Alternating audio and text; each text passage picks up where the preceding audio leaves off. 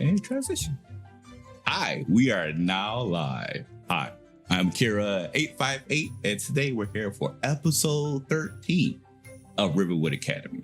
So here at the Cookout, as always, we like to give out love and support for different individuals in the community, shout out different channels that's out there, so perhaps you could take a look at their content and support them on their endeavors. First, as always, we love to get a shout out for is a good friend of ours. His name is Adrian Bear, also known as the Bear Pen. He has a YouTube as well as a Twitch channel. The Bear Pen is the Bear Pen that ends with an H, actually. And he has a Vampire the Masquerade campaign that's currently going on where you have a couple individuals actually at this game running. Not running, but in that session.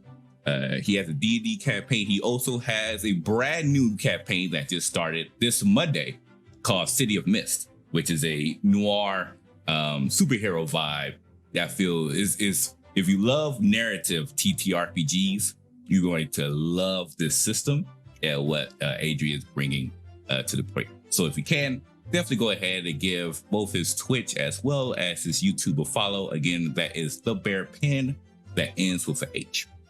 Next, we would like to give a shout out for is, of course, Hutter's Entertainment. Hutter's Entertainment is a variety TTRPG streamer show that leans closer towards horror content. You'll see fan favorites like Michelle Neong. You'll see Melee Damage, Makia Bacardi, as well as guest stars. They have fantastic shows. You will see other zombie-related TTRPGs, Carbon Fiber. They've also recently helped sponsor the new campaign of Kids on Bikes, which is on a different channel. But they are a fantastic TTRPG Twitch station and have routinely gave us raids for support. So if you can, definitely go ahead and give them a follow and support them on their endeavors. And last but certainly not least, we have a new person we'd like to give a shout out for. It's actually called Ripley's Improv. Ripley's Improv is a Twitch channel that is helmed by Eliza Pearl. For those who don't know, Eliza Pearl is the DM that's currently in Lords of Faerun. And she actually just recently had a TTRPG show on there dedicated to aliens, which was a fantastic show. They had guest stars on there, such as Alicia Marie, Felicia Day. Sorry. You got it, big dog. You good. A tongue twister. And like I say, it's a great TTRPG show. They're going to be coming back in the near future. And you also will see Eliza Pro start to stream there using The Witcher 3. So if you can, definitely go ahead and give their channel a follow and support them on their endeavors. In terms of other news and announcements, of course, you all know that we have Lords of Faerun every Saturday. We do have a brand new campaign. That will be 2 brand new campaigns that will be coming out in the near future. Many of them featuring individuals within this particular cast. So you will definitely be keeping an eye out on both the Twitters, Kira619858, as well as our Discord, as we make announcements for those 2 upcoming shows. And as always, I am a Die Hard Dice affiliate. So if you like to go to Die Hard Dice, they have fantastic dice trays, dice sets. They've seen pretty much everyone here in the cast a particular set of dice. Now there's Otis showing that Otis Red, he calls it. I don't even know what the only color they have. Yep. I don't even know what the actual name is because I just now consider it Otis Red. Zach showing up his dice. It's just fantastic. They've been a fantastic supporter of not just me, but also the campaigns that we have here, including Rivenwood Academy. And they just recently released dice associated for Pride support. So if you go to their website, you'll see the Dracona set, which is beautiful. I mean, easily my top 3 favorite dice set I have seen in Die Hard Dice is that Dracona dice set. It is gorgeous. You have that, they have some bags as well as trays, and a portion of those sales go to LGBT communities. So, you're not only supporting getting some dice on your own side, but you're also supporting a good cause. So if you can, head on over to Die Hard Dice and use the promo code Kira Draws. That is KIRADRAWS to get a discount off your purchase. So with that said, I'm going to go ahead and go around the cast and say who they are and who they're playing. We'll start with Otis. Hey, what's up? Y'all know me. You know my character, half orc, with a problem, and he's going to be dealing with something this episode, probably. You can go on to the next person because I know we got to do the short version for time. Oh, no worries. Next, of course, is we have our DM, Aaron. Aaron? Hi. I'm Aaron. That's it. I'm excited for today. Also tired, but excited. No worries. And of course, we have Mimsy. Mimsy, I'm going to talk about yourself and who you're playing. Hi, I'm playing Mary. A lot of things are going to happen with her today, too. The drama is about to ensue, telenovela style, and I am here for it. We have, of course, making our way down, we have Nerdy. Nerdy, you'd like to talk about yourself and who you're playing? I think you may be muted. You are indeed muted. You are Zoom muted. Hi. There we go. Play Shylin, would-be winner of the Battle Royale and winner at Magic Darts. Would-be winner. Would-be winner. And then we have Ree. Ree, like to talk about yourself and who you're playing? Hello, everyone. I am playing the lovely Archivist, who is pretty sure everything will be fine today. No need to worry. Perfectly fine. And of course, last but certainly not least, we have Zach. Zach, like to talk about yourself and who you're playing? Yeah, I'm playing Kellen, and I'm here to cause problems. Let's get it. It's about to go down. So with that said, we're going to bring you our intro video for episode 13 of Rivenwood Academy.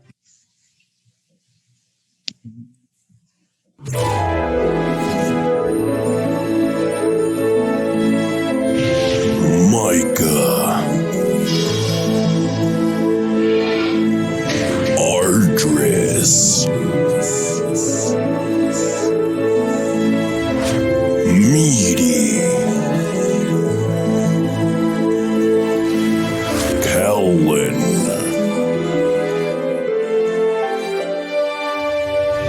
Otis. Behold the spellbinding abilities of Rivenwood Academy. All right, and we are back. So, Aaron, take it away. Oh yeah, it's already my stuff. Hey, so last we left off, we had just finished 2 of the main activities at the Verdun Festival. The first was Spell Darts, which was Bethany's attempt at bringing a very vaguely described cultural activity from Kellen's background to life.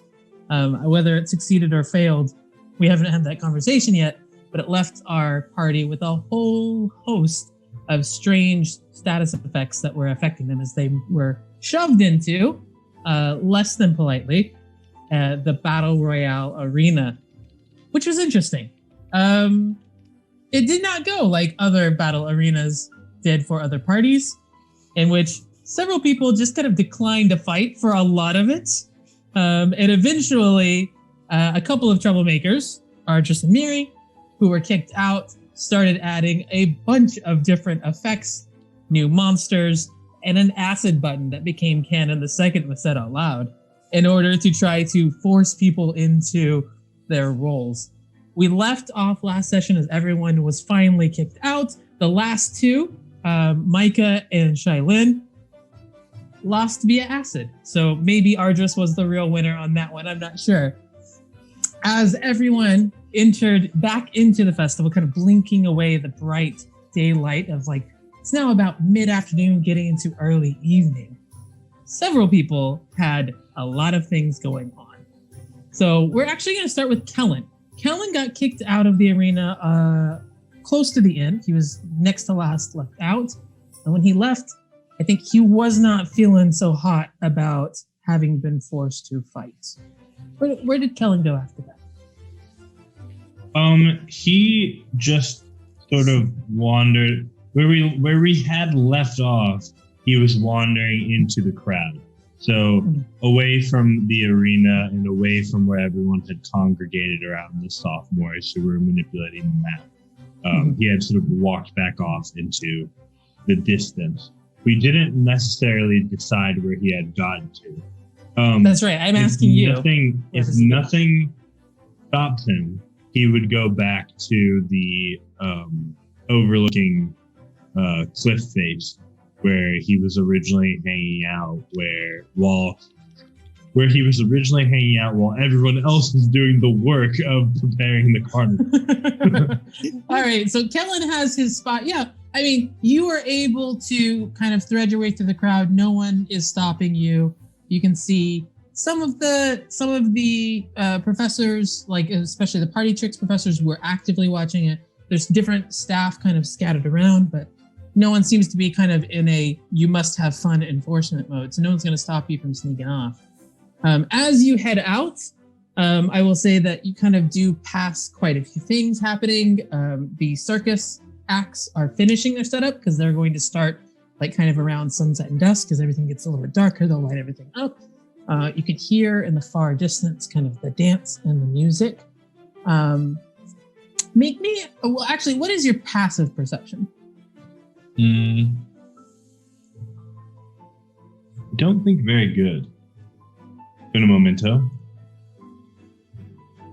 Apparently didn't have my sheet there. Okay, 11. 11, yeah, not great at all, actually. I tell you what, I will let you roll an active perception check because you said you're kind of making sure that no one is stopping you from doing what you want to do. That is a natural 20. Let's go. What a place for this to pop up. At least you got it. All right, well, let me give you a whole bunch of stuff. One moment before you do, just to shout out Die Hard Dice for the difference between how Kellen used to roll and how Kellen rolls today. Yeah. Right? Just get you some Die Hard Dice. I'm going to have to up my challenge ratings for everything now that your dice are participating. All right, so your head is on a swivel. You are very aware of your surroundings. So you are able to eavesdrop quite a few things as you're moving through the crowd. One thing that you hear is as you were leaving the arena, you kind of went past where Saskia, Martum, and Maxitulian were kind of observing what was going on. You do overhear Saskia kind of speaking in a low voice with the other two, saying, I don't want to take it away from them. I think it's good that their first instinct isn't to fight. But I mean, look at the other parties. They jumped in without hesitation. It was childish abandon.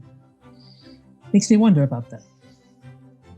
I think it's a good thing, but I'm not sure what I should do to make sure they're also prepared. So you're going to hear that as you're wandering by. You don't catch Martum's reply or Maxitulian's. But the vibe seems to be that they're very considering of kind of what's going on. It's not a negative vibe. You don't feel like it's being judged for the tactics. It's more like a little bit of surprise. Right. We just did that thing again where we made ourselves stand out. Yeah. And it's interesting because like I don't think Saskia wanted to like you guys, but as you keep like just doing like getting on with your stuff, like begrudgingly she's kind of being forced to respect you as you go on. So so good job on that. You do also hear, gosh, with a natural 20, you hear a lot. Let me see. What do you hear next? You do see as you are heading out towards the outlook that there is someone in front of you heading in that direction. It is a familiar character to you. You can see with her bubblegum pink skin, her poofy kind of natural curly afro that is also pink. That is almost covering the horns that encircle her head. She's got pink leather armor with a long kimono style robe that is pink and rose colored. This is Pyrea, the tiefling that was hanging out with Narcus way back when you asked for help with how to open your special box. She also seems to be ducking a little bit, which is maybe surprising considering her previous statement of loving the attention. Also, gosh, natural 20, I get everything. Also, you are on the very edge of the crowd as you kind of realize you can see Professor Alpha Bloom, who's talking to someone there. Whoever it is, you have not seen them before. They look young, maybe 26, 27, human, but tall, very pale skin. The hair is kind of like David Tennant in Doctor Who, kind of like spiky in the front, a little bit of kind of a roguish quality to it. He's wearing a fine gray set of trousers and a gray vest over a deep scarlet silk shirt with a black tie and a black long like military jacket coat. And they are talking, and you overhear him asking Alpha Glim, but she wasn't in my class yesterday. When did you last see her? And Alpha Glim's like, well, I do believe she was in class on Thursday. It was Tisley, right? Tisley. She was in class, I mean, not Thursday, sorry, fourth day. She was on class fourth day. So maybe she was sick? I'll look into it. So you overhear this conversation. Do I recognize that name at all? Tisley. I don't think I recognize it, as in I don't think it's in my notes. But yeah. I will say that you have probably overheard it just on the basis of like during the carnival before classes started. She was one of the sophomores who was active in helping those out with a sash. She probably ran like the what's it called? The firewood water wand game. So like you maybe have heard her name before as someone like shouted it out, but you haven't been formally introduced. And I'm sorry, what was the name of the person who I just caught hiding? Was that Pyrea or Ayana? Pyrea was the one who was heading it. Pyrea.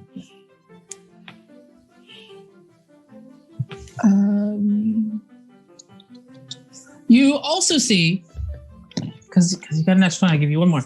You also see, as you're leaving, you almost run into her and kind of realize what you're doing and step to the side. I don't know if you know her name yet, but you do now. Honinko, which is the blue dragonborn, is staring in Micah's direction. It does not seem to be aware of you. Like as you kind of like realize, oh, I'm right up on her and kind of skirt to the side. Her attention seems completely focused on Micah as he steps. He is kind of currently stepping out of the arena as you get to that point. Oh no. Oh no. Okay. Decisions.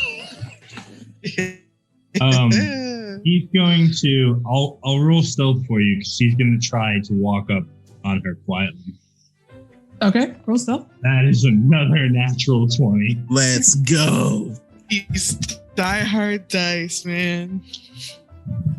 Well, Kellen, Someone just else. tell me what you're trying to do, and I'll tell you how well you succeed at it. All right? He sneaks up behind her, literally just to like at her ear, you know, where there's like no one there, and then someone is like clearly trying to get you to notice them. He just walks up behind her and goes, "I wouldn't try it." She immediately startles, and you see her. Let me look at what she's got equipped. 1 second. You see that her hand clutches towards a wand that was down at her side, and almost reflectively kind of pulls it up before she takes a look at you, and then forces her hand back down. But the grip she has on that wand is white knuckled. It did not appear like she had it out before in order to like do something with it. It was just more like a defensive response to being completely surprised by you, of all people. So, and she looks at you and is just kind of staring you down. She hasn't said anything yet. I'm Her just attention's on you, saying. though. I'm just saying. Kid's got a lot of cool older siblings now, and then he'll just walk away. Oh. All right. She lets you go. You feel her eyes on you as you are leaving, and not on Micah. Oh, that's such a good lie. Oh, That's so good. Is Kellen the other week? Hey, battle changes a man. Where Okay. was he?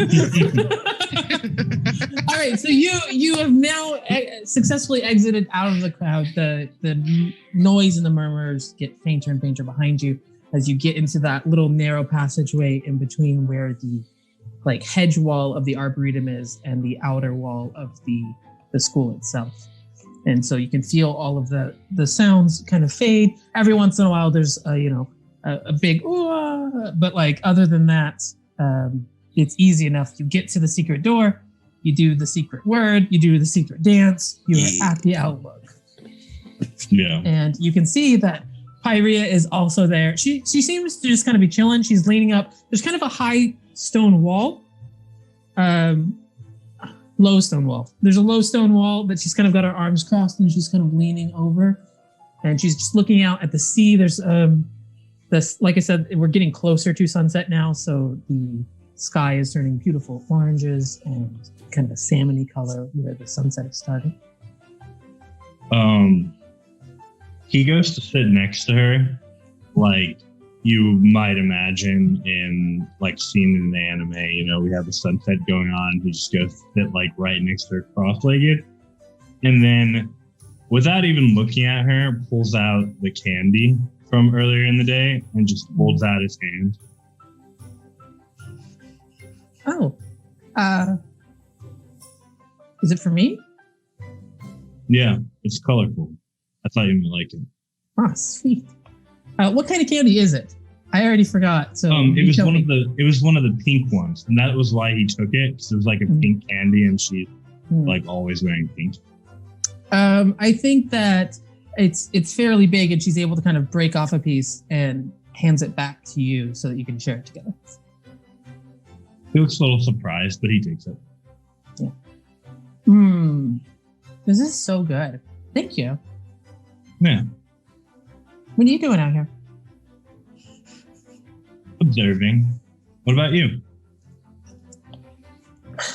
I don't. Sometimes people are just a lot. That's true. Also, the view here is really nice. Yeah, it is.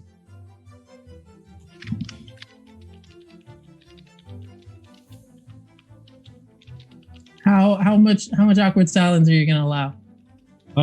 Just like a couple seconds, and then when he realizes it, he'll kind of say like, "So, do you want to talk about who's bothering you?" Yeah. Okay. So honestly, it's not really anyone is bothering me. It's just that like I'm not really used to being part of a team. Like, it's always just been like, I handle things my own way, and now I have to think about how other people like to handle things, and it's not always easy, I guess.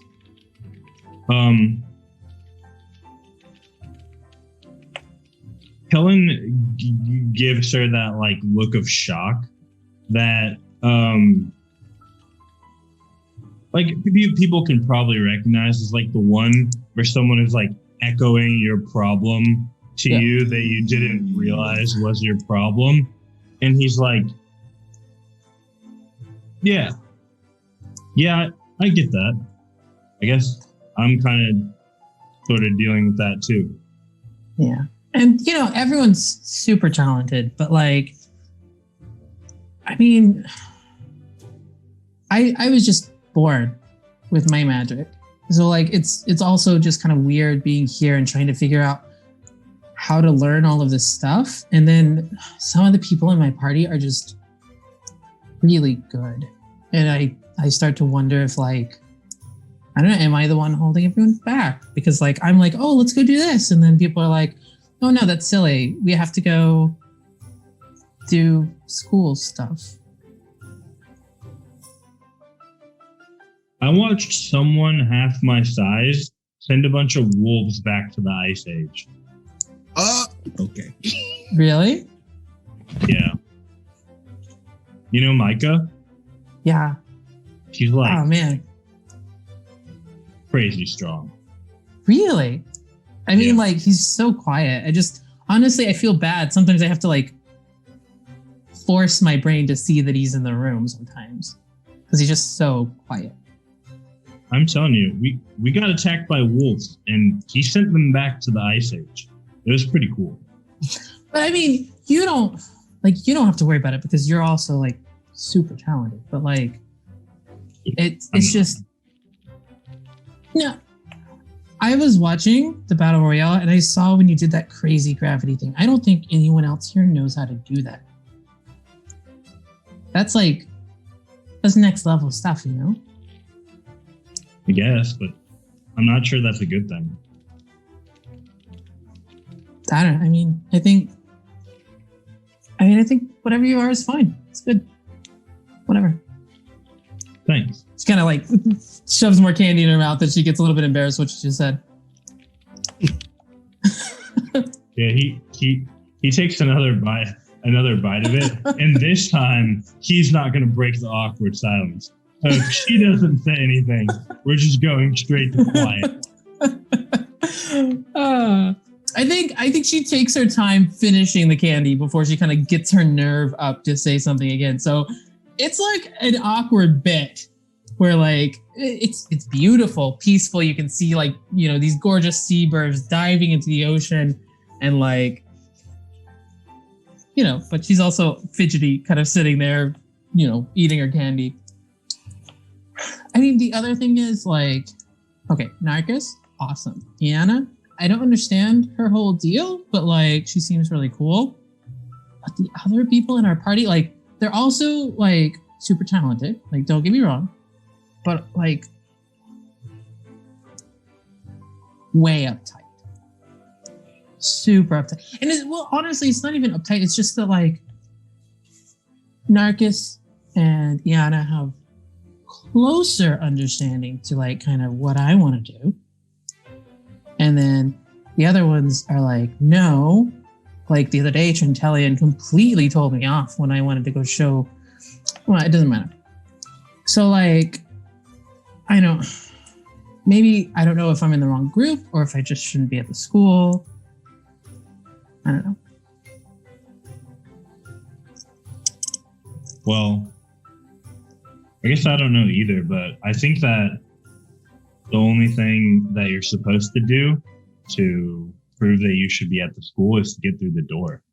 There's got to be a reason why the test is that way, right? I did get through the door. Yeah. You're a really good friend. You too. I think I'm gonna go see what everyone's doing. Okay. I think the circus is gonna start soon, so if you watch it, come find me. Okay. And then she will kind of shyly stand up and kind of brush herself off and then head back in.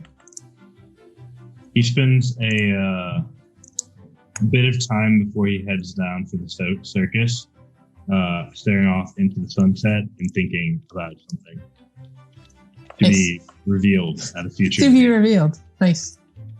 All right. That was a very fun scene for me to participate in. My secondhand embarrassment is through the roof. Mine too. It's not easy playing teenager sometimes, y'all. Yeah. Especially when you're like inhabiting the role and you're like, oh. Also, I don't know what experiences you have, but I had to lean on like my past acting experience really hard. I was like, no, this is the character. Yeah, hard to. While you are staring off in the sunset thinking your thoughts, we are going to switch over to another conversation that is happening in the environment. We're actually going to go to Micah next. Sweet baby. Kind of out of order a little bit. You have just exited the arena. To your right, you can see Ardris and Miri are there. They seem to be messing with something. You don't know what it is. To your left, you see some teachers. Kellen is actually, what's your passive perception? 16. You might have caught like a glimpse as Kellen was leaving, but you didn't see what he was up to. I think Otis was already long gone before you got out, so you wouldn't know what he was doing. And Shai is standing right next to you as you were both kind of shunted out of the arena into the mid-afternoon, early evening sunshine, which is a big difference from the dark interior of that arena. So you're kind of blinking it in. What do you want to do? Micah first looks at his face and hat just to make sure that the bubbles is gone and the hat is gone. You are standing on ground. You are not on horseback right now. So he's back at his normal size. He looks around at the group and is kind of like in shock of himself at what just happened. Mm-hmm. And as he looks for the group originally, he's kind of feels a little ashamed. So he kind of like slowly starts to back away, like steps back a bit. And then when he thinks he's at a distance, he kind of like tries to walk off to try to not fully compose himself, but really try to re-examine exactly what happened, because that was emotions, and those emotions was forced emotions. Yes, it was not good.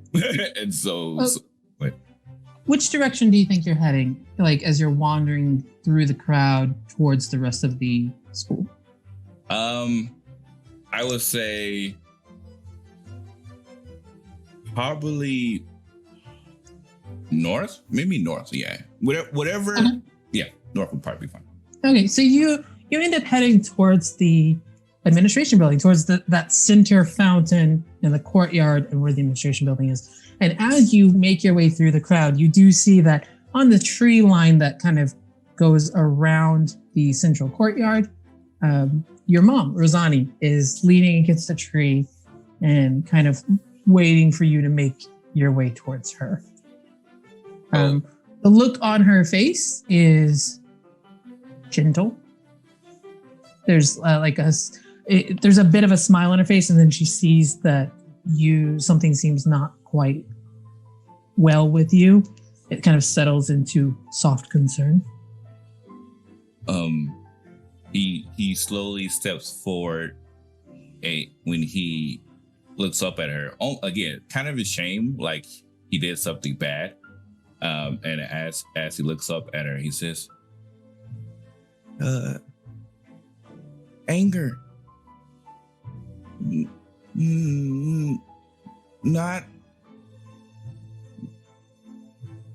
mine. Don't like emotions. Oh, you're breaking my heart. She goes down on one knee as you're speaking about, and you're struggling to get out kind of the words to describe what you're feeling. And eventually, her hands kind of settle on your shoulders and then pull you in for a hug. And you hear her whisper in your ear, "It's going to be okay.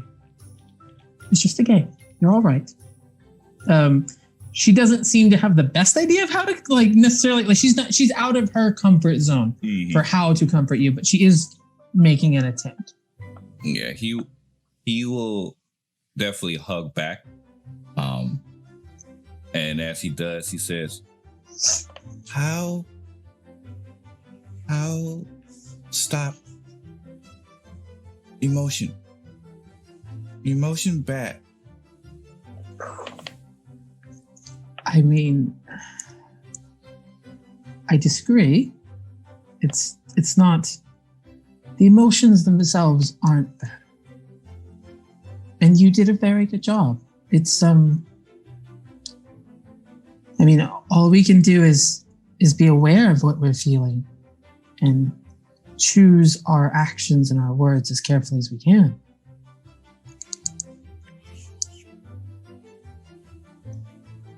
Oh. It's not a bad thing to feel, Micah.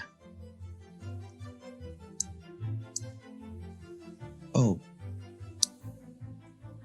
Do How? You feel? All the time.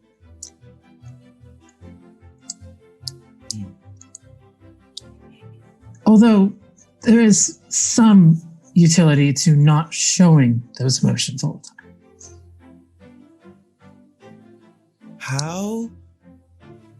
How control? I mean, a lot of it is experience.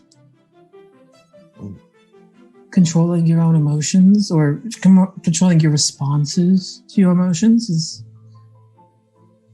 yeah, it's something you learn by doing. Although there are some, well, if this continues to be a problem, we'll have a conversation about it, okay? Maybe there's some magics or an amulet or something I can do to help, but it's honestly a normal part of life for most people. Not to say you're not. I think the experience could be good for you. So I hesitate to do anything too drastic.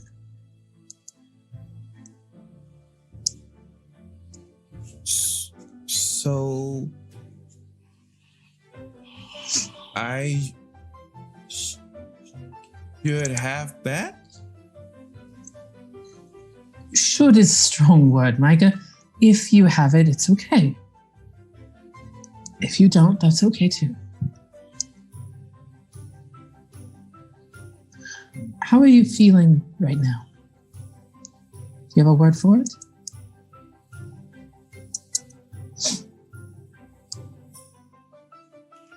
Ashamed. Micah, you have nothing to be. You did fantastic. I've been so proud of you. But was it me? The feelings maybe weren't you and the choice of target, but it was your ability, your prowess. And this was a controlled environment. This was meant to be fun. Everyone's safe. I hurt them.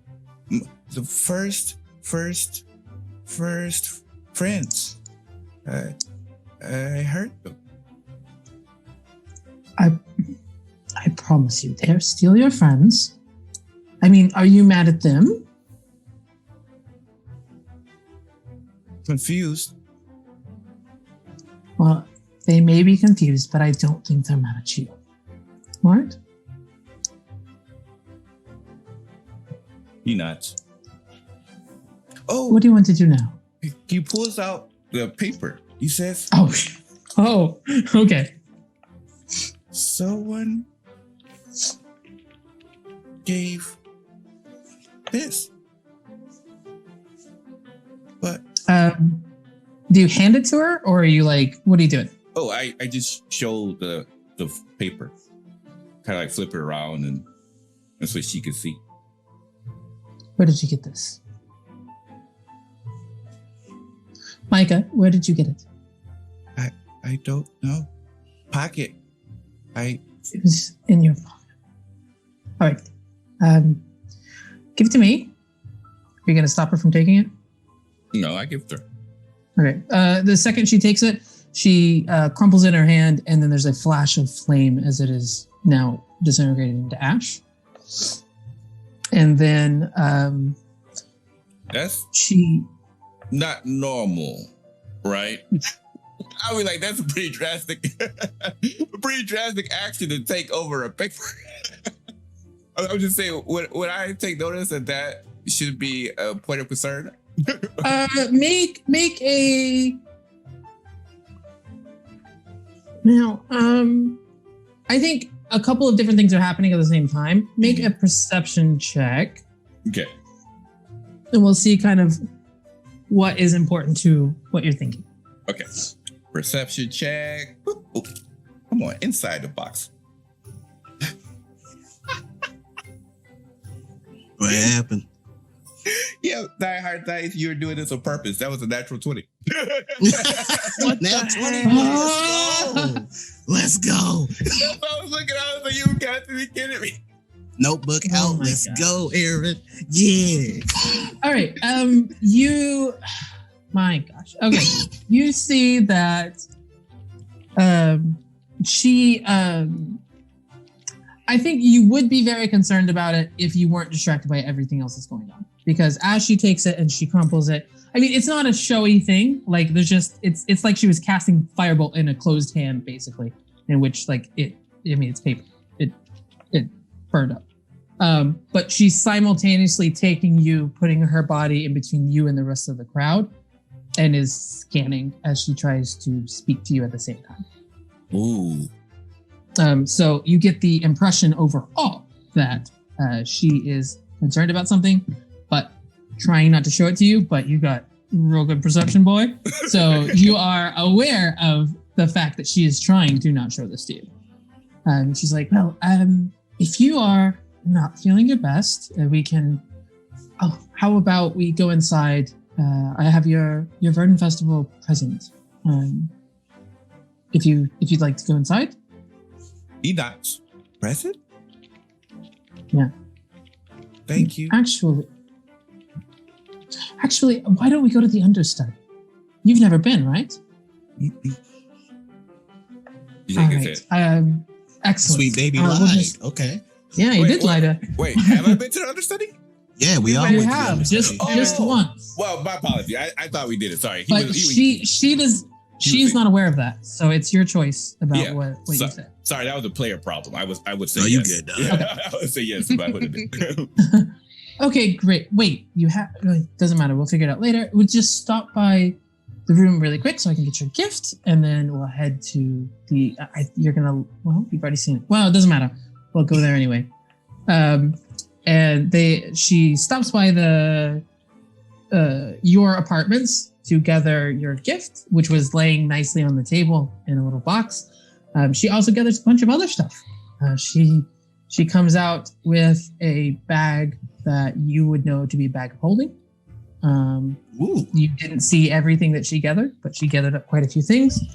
And then she takes you not to the healer's office where the entrance was that you went, but to the Tome Library. So as you go upstairs, you enter the main door, and this is the area you've always been in. There's lots and lots of different books here, non-magical books, even though some of them might be on magic.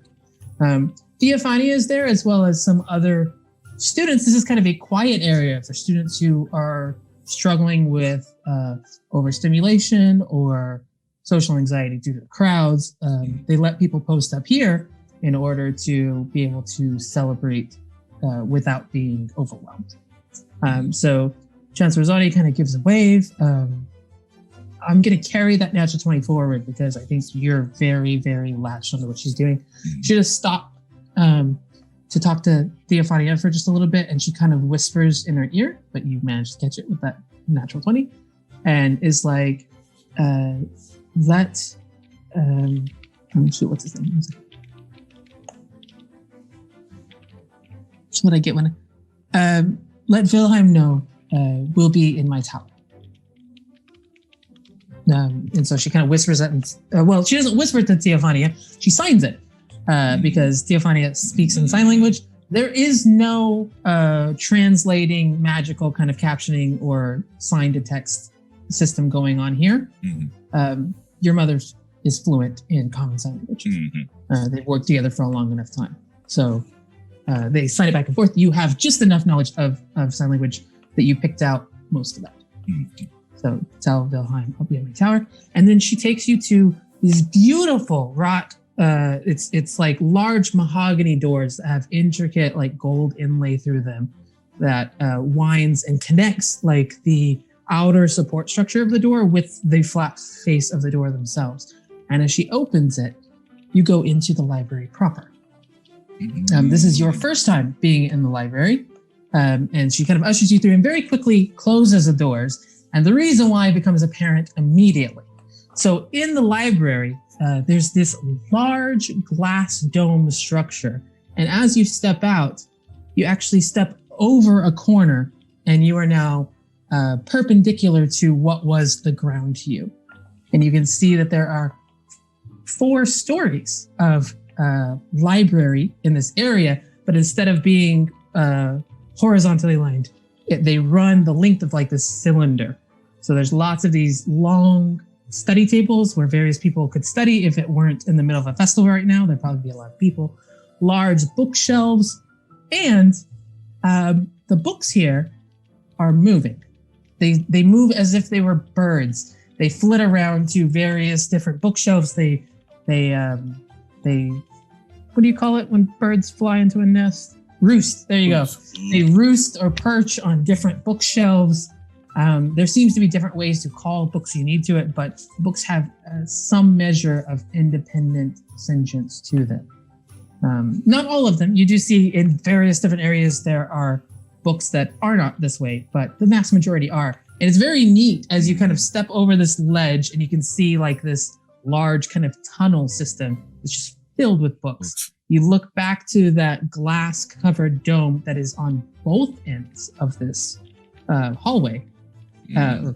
Not hallway, but 4-floor open area. And you can see that these books are just kind of wheeling in big circles, and they kind of take flock pattern migration, and then some of them will settle down.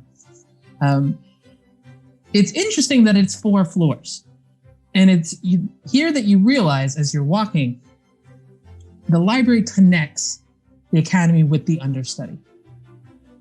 It exists in both places. So instead of the 2 floors that you would have in the academy, it is those 2 floors and the 2 floors of the understudy. Wow. Yeah, and it is sunset but daylight on both ends. So you're able to go through the library into the understudy, and you'll come out into the Tome Library of the understudy. So Micah is, for the first time, is pretty much like staring in awe. Like, again, he's normally very calm and collected because, emotions isn't really a high aspect of what he has. But even with that, he's just like staring at these books, eyes widened. And as he looks towards Rosani, he says, "How? Who's this?" I mean, it is all pride and joy. I don't know if you're aware, but there's a series of enchantments that makes everything here possible. It creates the understudy, and therefore creates the library. It keeps our dome up over the academy so that magic does not come in and out. It feeds the magic to the individual ones. It lets us do things like the potions classroom being up on the ceiling. All of that magic is fed through a very, very strong enchantment that we renew every year. It takes 3 of us to do, actually. And it's why I'm usually very exhausted for a bit towards the end of the year. It's because it takes time and effort and lots of personal magic in order to feed. But yeah, no, it's been here from the inception of the academy. This was the vision from the original Rivenwood. Wow. You do this. Part of it. You're really enjoying it here. Let's just open your gift here. Okay. So instead of taking it out through the understudy, she's going to stop in the library proper. And as you sit down, like I said, there are these long, like, study tables. There's a couple different study nooks. Like, you can walk the circumference of the cylinder, so you can be upside down and right side up at the same time in the same room. You know what I mean? Like, as you walk it, you can just go up and back around without losing your center of gravity. You're always wherever your feet are. And you can see how this place, if full, would house probably all of the students and staff here easily. Like, it's a very, very large building. So she stops you at one of the things. There's some floating candles that are hanging over the table areas. They are magical flame that seems to specifically not burn paper. Because you have birds that book birds, you have books that fly, and you don't want them to crash land into a candle. Yep. So they have considered this. But so she sits you there and she's like, all right, first here, and she hands you, it's about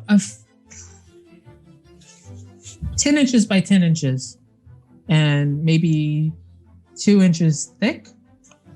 Some sort of, it doesn't feel to be a box. It feels like something has been wrapped and then tied with twine. It's not very colorful or anything. It's just plain paper and twine. She's like, okay, this one first. Okay. So he'll look at her just momentarily before Prace's reaches his hand forward. So you'll notice when he opens gifts, he's not like most kids that just like wraps it and he's like tears it to pieces. He tries to find like the insides of like where the paper is folded together and neatly pulls the wrapper off of the gift. So therefore the paper can be and the wrap can be nicely stored. And then but eventually he does open up the gift. Yeah, well, and she knows this about you, so she has made it to where it is not so difficult to open. Yeah.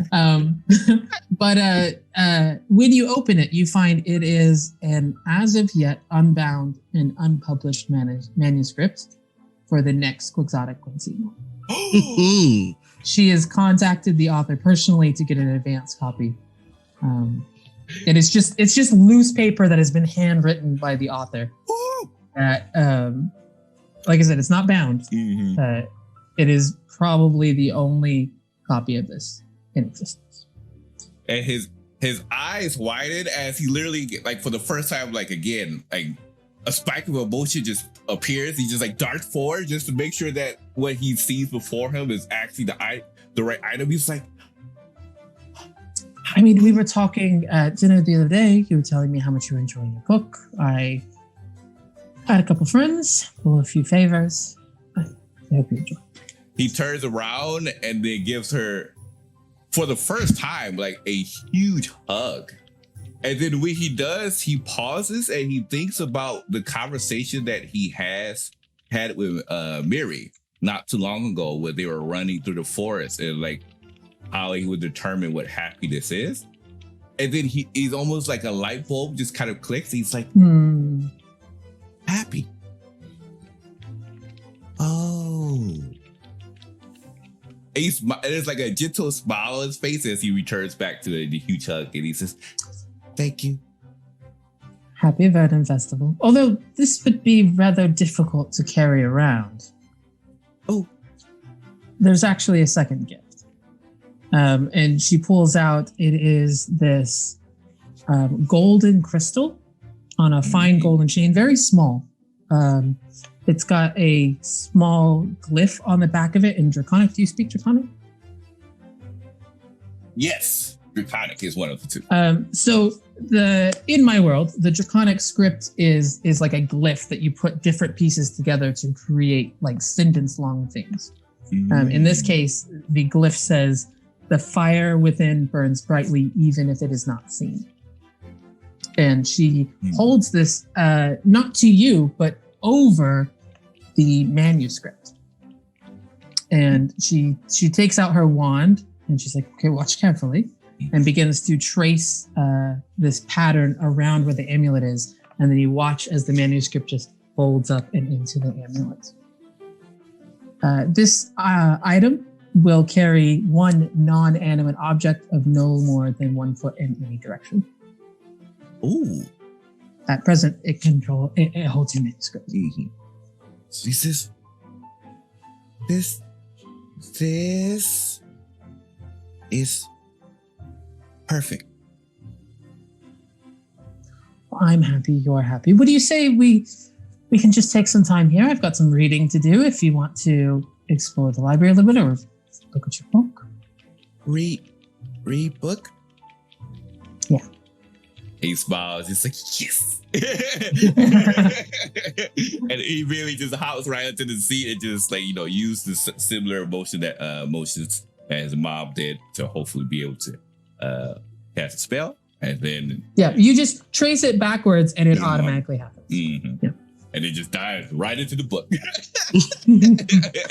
Head over fist. Excellent. All right. That was so sweet. And that is where we leave Micah. Happy little boy in a library. Mm-hmm. Oh shoot. I have a lot to get through and not a lot of time to do it. So Otis, let's bump over to you. You were not the first to get knocked out, but you were the first to leave when you were kicked out of the arena thanks to Micah's temporary rage. And as we left you off, you had been wandering kind of on the other side of the campus towards where like the dance and the groundkeeper's hut is that direction. And you across the way, not at a close distance, as the effects of the spell darts faded and you were now able to be seen, a woman caught your eye. And looked shocked to see you. You recognize this woman immediately. Do you want to describe her physical characteristics for me really quick? Oh Lord. You sent me a whole thing, and I'm willing to read it if you don't have it ready. But if you've got it, Please, because I don't have it ready. No worries. I'm sorry, Aaron. I'm sorry. No. You sent me some really good stuff, so I was really happy about it. She's about the same height as Otis. She's brunette, with her hair pulled up into like a pretty fancy updo with tan skin and freckles. But you can tell that she's been like using makeup to like try and cover up those freckles. She's a little bit shy about it. Green eyes, and she's wearing what would be commoner's clothing, except for she appears to have taken pains to try and embellish it. So she's added lace and frills and buttons and this kind of thing in order to try and make it look better. She's got a bit of a curvy build to her, but you can tell that she probably doesn't eat as much as she needs to. So she's got kind of this warm presence to her, but she's also trying very hard to be something. And it is apparent that she's not quite there. So as she sees you, like I said, you are not right next to each other. You are a good maybe 50 feet away from me. She turns and she sees you and she looks shocked to see you. And she turns and she starts to raise her hand to call out your name. He just says no to himself, and then he just tries to make a beeline toward the arboretum. Okay. All right. She, as you look back, she does not chase you. She had kind of pulled up her hand to call you out, and she just drops her hand. I don't know whether to make it perception or insight. It's up to you. I'm gonna say insight. Got Make it. an insight check.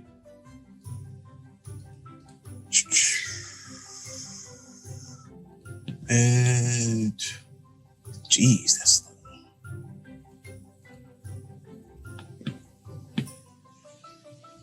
oh wow. Okay, that's the 19. There we go. 19.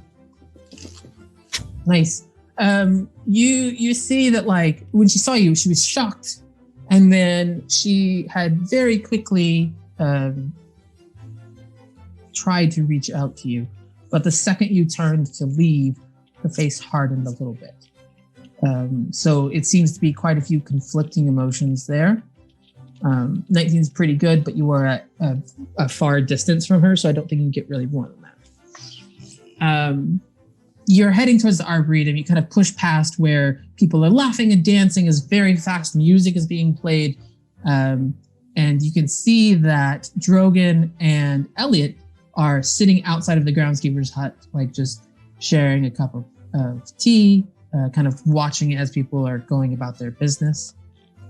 When he sees you, well, actually, tell me what he sees when he sees you.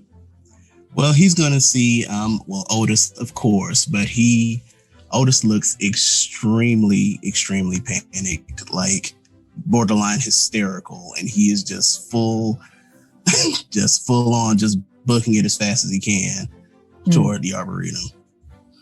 As he sees that, he passes his mug of tea over to Elliot and kind of gives him a quick squeeze on the shoulder, and then moves to meet you.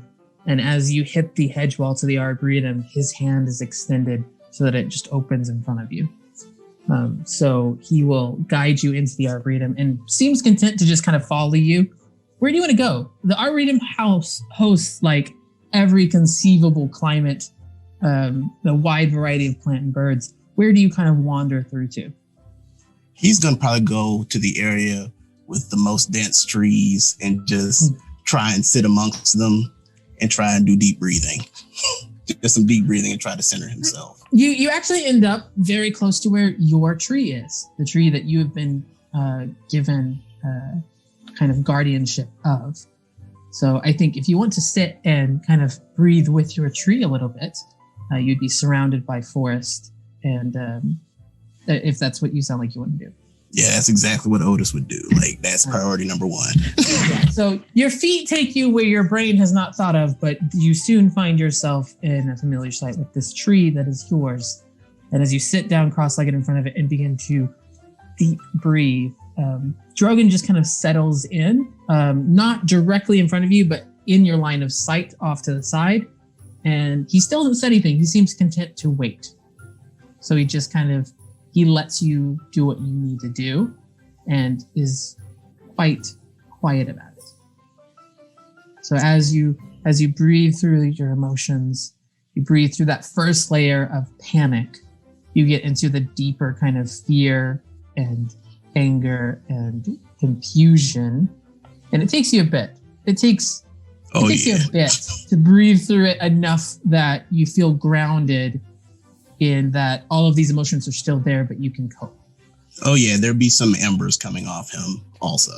So yeah, and as you kind of open your eyes, you can see that Drogon's still there, still sitting quietly. Every once in a while, like an ember kind of comes off and lands somewhere, and you see him just kind of put some dirt over it to put it out, and he doesn't like. He just kind of accepts it as what is happening. So yeah, Otis would have probably at this point calmed down enough to talk. So he'd be like, "What do you want?" Like he's out of it. Otis, you all right? I don't know. That's fair. What do you need?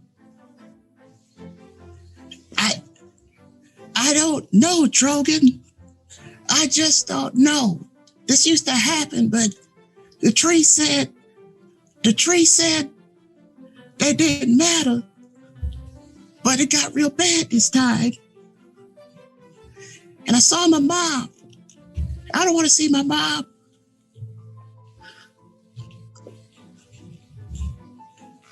All right. So you won't see her. But she saw me. You tell me who she is and I'll take care of it. Well, dang. And Otis will probably give the description of his mother. And what's her name? Her name is Sue E. Rube, okay? I don't know what she's calling herself right now. I don't care. Anyone else that you're worried about? Well, if Ma's here, Pa's probably here too. Oh my goodness, did I forget his name? Did you forget his name? Got it in my notes. This is so bad. It's all right. We can hand wave this a little bit. Go. There we go. Describe about your dad as well. Oh, Cisco. His that's dad, right. Cisco. Yeah. I knew that. So you describe Cisco as well? Oh yeah. Oh, you want me to? Like actually? No. It's okay. You explain it to Drogon. Okay. And Drogon takes a moment to look at you. And does Otis look like he would handle physical contact well?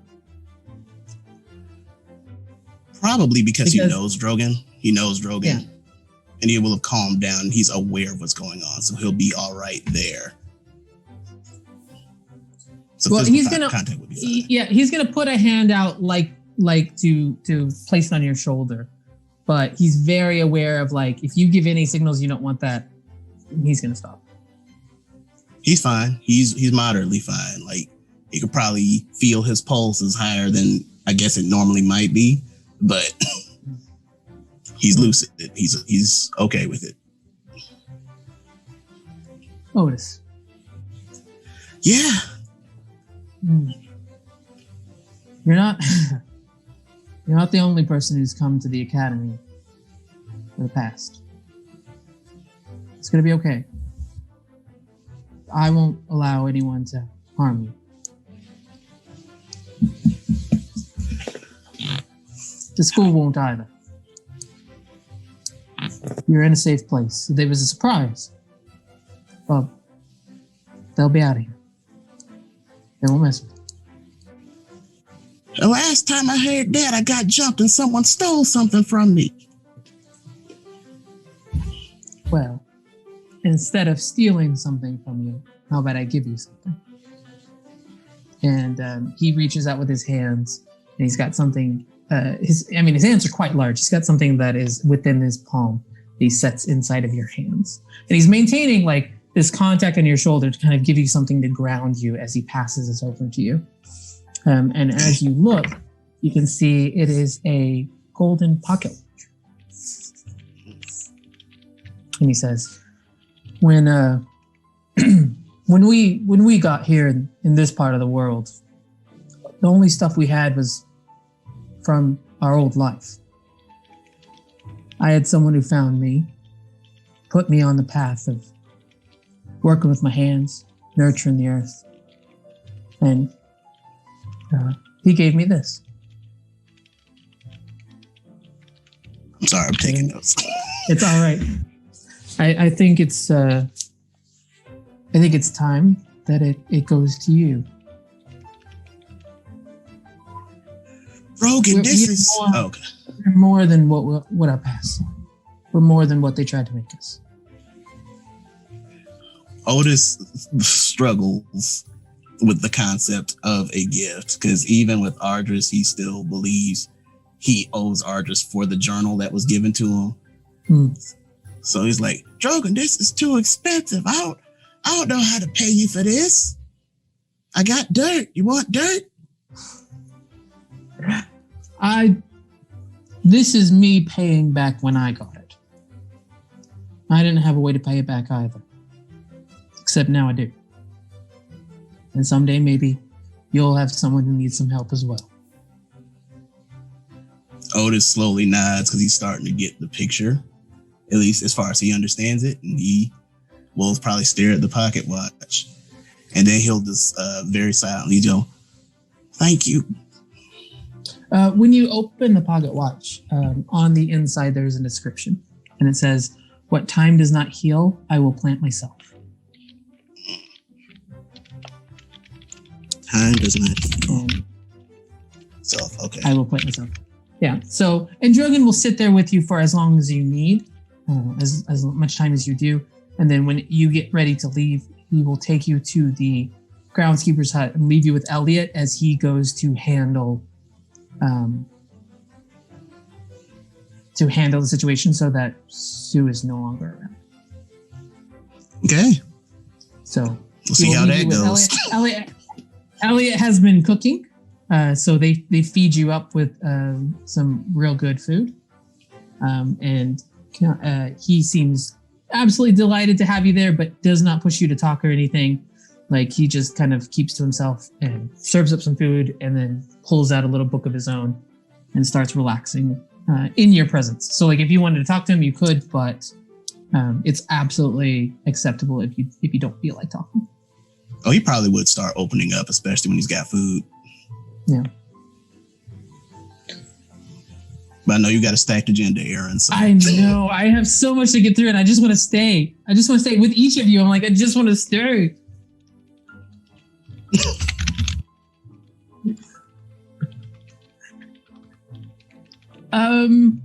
Goodness. I don't know where to go. I mean, Miri, you're on my plate. You're on my horizon, but I feel like it's going to take the longest. So I keep pushing it towards the end. So don't think I'm ignoring you. We're actually going to bounce to Ardris. Ardris, as you finish up the arena, you can see Otis takes off. Miri joins you. Kellen takes off. Micah and Shai step out of the arena, and Micah also takes off. So you're kind of left. At first, it was just you and Miri, and then Miri turned around and got caught up in some drama, and now it's just you, and maybe Shai. You can see when Shai comes out. What does Ardris want to do now that the battle arena is finished? Ardris is very tired, so he would like to go and find a relatively quiet place where he can recharge in his abilities, take a rest. Is this like you're going to head to the dorm situation, or is this you want to be in the festival area still? If the festivities are over for the day, then you head back to the dorms. But if it's just like, everything's still happening, then you just find like a table, maybe a shade. If you're wanting to take like a nap, I would recommend the dorms right now, because like after sunset, the circus kicks off, but you've got a couple hours before then. So like there's still some stuff going on, but nothing that it depends. Then he'd go to the dorm so he could do some reading before the festival. Okay. As you return to your dorm, you see on the doorstep before you head into the dorm. So not inside by your room, but like outside of the dorm itself, there is a package. It is addressed to Ardris Eladrin, care of Rivenwood Academy. And it is from your mother. Just not expecting this. And he will pick it up and then, put the key in the door and open it and head on inside. Yeah. No one's messed with anything in here. You're confident that everything's where it left. As you go into your room, there is a note kind of tucked into this package, and the note says, "We are sure you're doing us proud in your studies. Here's a modest sum to have a little fun with your new companions. Remember that relationships built now will serve your interests for the rest of your life. Love, Mother and Father." But it's clearly only written in your mother's handwriting. Understood. He will reach into his bag and pull out his fancy stationery. and write a reply. He will just say, "Of course, I am doing the family proud. Thank you for the gift, and tell Father I thank him for everything he has done for me." And then signed, Archivist. Yeah. Inside the package, you do find a selection of baked goods from your hometown.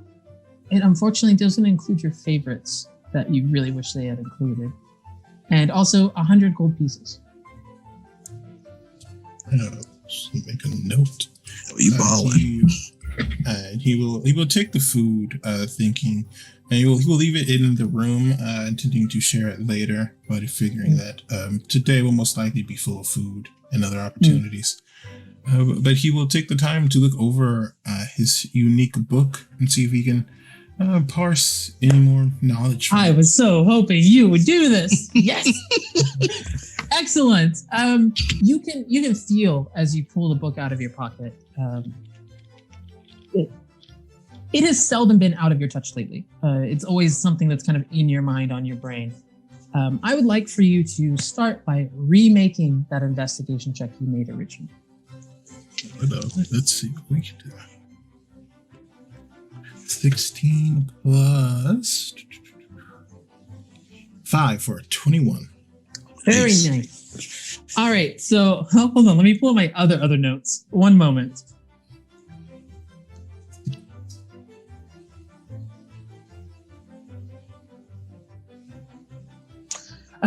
This time you start to piece together more of it. So you can see that, of course, there's the inscription on the front page, and then there's a few pages of diagrams that are in very old red ink. You feel like you have seen some of this writing before. It's not Elvish, but something looks familiar to you in some way. On the very back page, there is an image that you saw in the Waypoint Cavern. I'm so happy. There is an image that you saw in the Waypoint Cavern, the discoloration on the stone. It looks kind of like an 8 or 2 circles stacked on top of each other with a longer line in the middle and then 2 smaller lines on either side. Also in that red ink, there are 7 different diagrams that are on those 7 first pages. Each one is different and unique. I will let you make, because you got a 21, I'll let you make an Arcana check on the first diagram. See what you can come up with. All right. 15 plus 8 to 23. All right. Like I said, something about it looks kind of familiar. You haven't figured out what it is yet. You don't recognize the language. The rune system seems like it's clearly a diagram of something magical or somewhere magical. It's not really certain if this is like a blueprint or it doesn't have like a scale on how large or small it is. But when you look at like the runes and glyphs that seem to be running along the outside of several areas, it's interesting. They look old. They look really old. Like there's, for the most part, you can't make it out. But every once in a while, you're like, that kind of looks like this glyph that I would write right now, or this rune. And so it doesn't seem like something that you can read. It seems like something you could try to translate back to, maybe, but it would take significant periods of time. Would you get a 23? You remember how last time when you opened up on the 8th page, like after where all of those diagrams were, it was blank the first time, and the second time there was a single black inked question mark that had not been there before. This time, when you turn to that page, next to the question mark, there is a new word. Just one word, and it is Phobos. I will put it in the chat. Phobos in all caps. Whoa. Does that word mean anything to me? I mean, you've been on a roll with this kind of thing. The puns. Go sit in the corner, Aaron. Hey, dude, if I could give myself inspiration, I would. Oh no, wait, I can. I already established this is a pro pun environment. Like, we don't need to. Anyway, would you know that word, Phobos? Make a history check with advantage because of your previous 2 good rolls. Nice.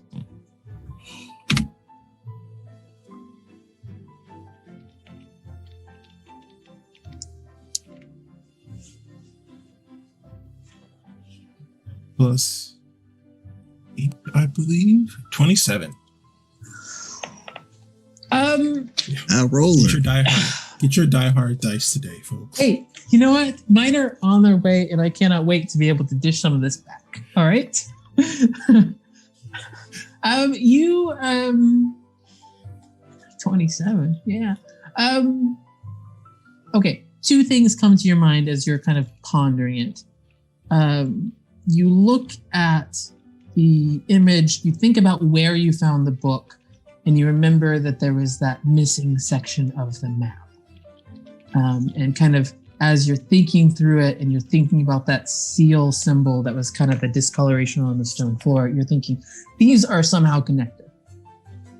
You're not, you can't say this piece is this thing, kind of like you just don't have that amount of knowledge to pull on. But there's something about it you're saying there's a reason this book was in this place, although it's also strange that this book was in that place. The other thing that you get is just like those runes, this is old. This is old language. This is like the kind of Elvish that no living elf speaks, kind of old, like way back before. But being an educated young man from a noble family, you study the classical languages enough to be able to understand. And you know that Phobos has something to do with like fear or terror or being afraid. There's some sort of root part to this word that has something to do with like a feeling of fear. Well, yes. There are 7 rooms, but there's no 8th. Glorious. And he will begin to write a letter to his father, but then stop for a moment. This may be some sort of test, perhaps. I may have to figure this one out on my own. Well, then I suppose I should find access to the library. Perhaps they have something on Old Elvish there. And he will begin to gather up all of his things, except for the food, and make his way to the library. All right. Yeah, it is later than when Micah went through, because Micah went through pretty immediately after they got out. When you get to the library, the sentient door does say, "Who's there?"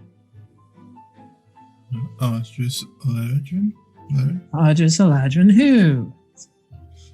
Yeah, just kidding, kid. Come in. And the door clicks open, and you can see that, like, normally the Tome Library is not open to people, but because of the festival, the first room they have allowed students who need like that extra space to come here. It is a very quiet environment here. And look around. Does he see any professors available? The archivist, Tiffany Theophania, is currently working behind a desk. In this section, there are several normal bookshelves filled with various different books. It's kind of a long hall. There are a couple doors on the sides that you don't know what it goes to, and then on the far end is this ornate wrought mahogany and gold inlay wood door. And there are a few kids, like in between shelves, there are like kind of comfy looking chairs that people are curled up on with books and relaxing. He's going to go straight to the archivist. Mm-hmm. As you approach, there's a small light that kind of flashes on her desk to pull her out of her her work and realize that you're there. And she looks up at you and she's like, hello. And you can see the captions that appear below, like in between you, so you can read what each other is saying. Hello, I've come. Well, I have a bit of an issue. You see, I have a book I recently received, and I am trying to translate portions of it. However, it appears it's written in a bit of ancient Elvish, which I am a bit of a student of, but I admit I am not an expert. Would you know where I could find more information related to it? Can I see the book? Of course, though I do have to insist you be very careful with it. And he will pull it out and hand it to her. She gets a look of serious concentration on it as she's the archivist for a reason. She likes this kind of stuff, like digging through archives and figuring out what happened in the distant past. And as she runs through it, it's easy to see because she has very expressive features. She's immediately puzzled and intrigued, where she's like, I haven't seen something like this before. And this is the first time in a long time that I have not seen something like this before. So she immediately, sorry? It's fascinating, isn't it? Yeah. Yes. Where did you find this book? It's very odd, actually. It was given to me by one of my father's favorite commanders. Though I didn't recall packing it with me. It was very odd. I must have brought it for study with me. Huh. Interesting. Okay,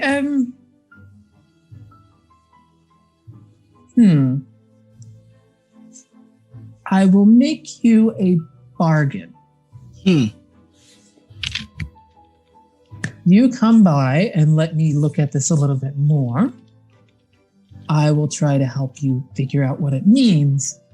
And in the meantime, and she pulls out a very dusty looking old book that is about classical languages and has a large section that is on classical Elvish. I will let you take this with you. Just to make sure I'm understanding, she is saying I would take both books back, or is she saying so she's not asking that you keep the book because she could tell that you were like, this is a gift from somebody who's important to you. So she's not asking to keep that book. She's asking for you to come back with that book to give her time to try and study it as well. Well, I would love to have help studying it, though. I don't believe I am allowed to access the library on most days. I'm afraid I wasn't paying too much attention during that segment during orientation. Well, the library escapes. Oh my gosh, that's not what I was trying to say. The library allows entrance to whoever I allow entrance to. And she pulls out, she doesn't actually pull out a wand. Instead, as she moves, she's signing as she's talking to you. And then at one portion, the translation stops as small runes light up at the tips of each of her fingers as she starts to sign cast. Her verbal components are sign language as well. Oh, that's so sick. You see is like, as she is signing, these different runes start to create a ball of light, and then there's a glyph pattern that shows up in front of your forehead, and it kind of, and as it does, she's like, welcome. Okay, that was very kind of you. Also, if you wouldn't mind teaching me sign language properly, I believe it would be both fascinating to learn as well as polite. If we're going to be research partners, it should be fair to communicate clearly. It's surprising how few people ask to learn. Absolutely. We'll say if you come once a week, we'll spend a little bit of time on sign, and then we can dive into this. I am so curious. Of course. There was a very odd poem, I suppose, inside of it that I've not recognized from any literature that I've read. And he will open the book, and if he can, turn to the page where the very nice, not cryptic poem is written, and point it out. As you see, I've never heard of this one before.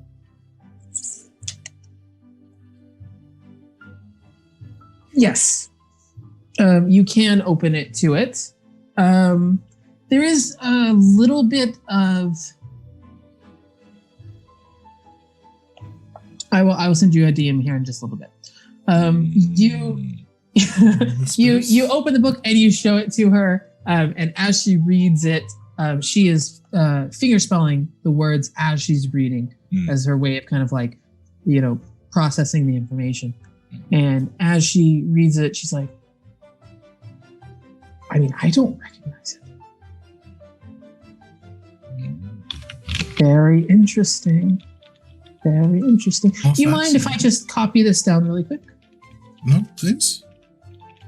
So she's been working on a whole bunch of different stuff, and she just shoves all that to the side like she does not care, pulls out a new notebook that is empty and blank.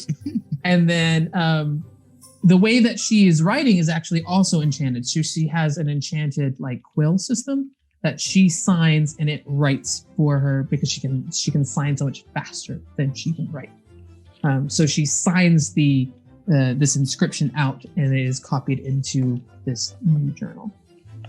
Yeah, actually, and then he'll reach into his bag and put out one of his own notebooks where he's basically done the writing in the margins, but instead of doing it in the book, he's done it in a separate notebook. This may help. There are some translations and perhaps other meanings behind the words. Maybe compare notes and create a better story. Yes, absolutely. Great. And she kind of looks up at the rest of the room, and you can see that the kids who are in here to chill are starting to get a little bit like, what's going on over there? She's like, sorry, I'm very, very interested in this, but I think it might need to wait for another day. She's finished copying the inscription. She's like, next time you bring it, I'll see if I can come up with anything on this inscription, and then we can go from there. Yes, I will be at the carnival, I believe, a little bit later. If you would wish to join us, we could have a bit of a preliminary discussion. I appreciate the offer. I will probably be here. Of course. Yes, I will make my leave. Goodbye, Argus. And then you will leave. Nice. Excellent. As you go through all that, I'll say it's getting just about time for the circus to start. Not this. You know what I meant. Yeah. So type performance, yeah. Yeah, the traveling troupe will perform, but before that, actually, Shailene, you're going to be waiting till the very end. I'm so sorry. Yeah. Dang, it's really going down. Yeah. You just got here. Actually, I feel like as Ardris exits this room, this would be a good time to take a quick little break for all of us before we jump into Mary's. Oh, it's so good. I know, so juicy. We'll need a break for that. Yeah, so juicy. So this session has been incredible. I've been loving every second of it. I mean, I'm like one of those folks who's like watching Netflix. I'm like, where's the popcorn at right now? You know, where's the popcorn? If you like what you're seeing here and you like to talk about the session, the campaign, perhaps do some fan art, you can join us at our Discord, which the link is now. Well, it would be a chat if I could be able to type it right. There we go. You can join us in chat. We have sections for non-spoilers as well as spoilers. We have a fan art section. And that's also when we will have our YouTube VODs release as also placed in our Discord, which are normally have a higher audio and video quality. And we'll be back within 10 to 15 minutes for the second half of Rivenwood Academy, episode 13. See you soon.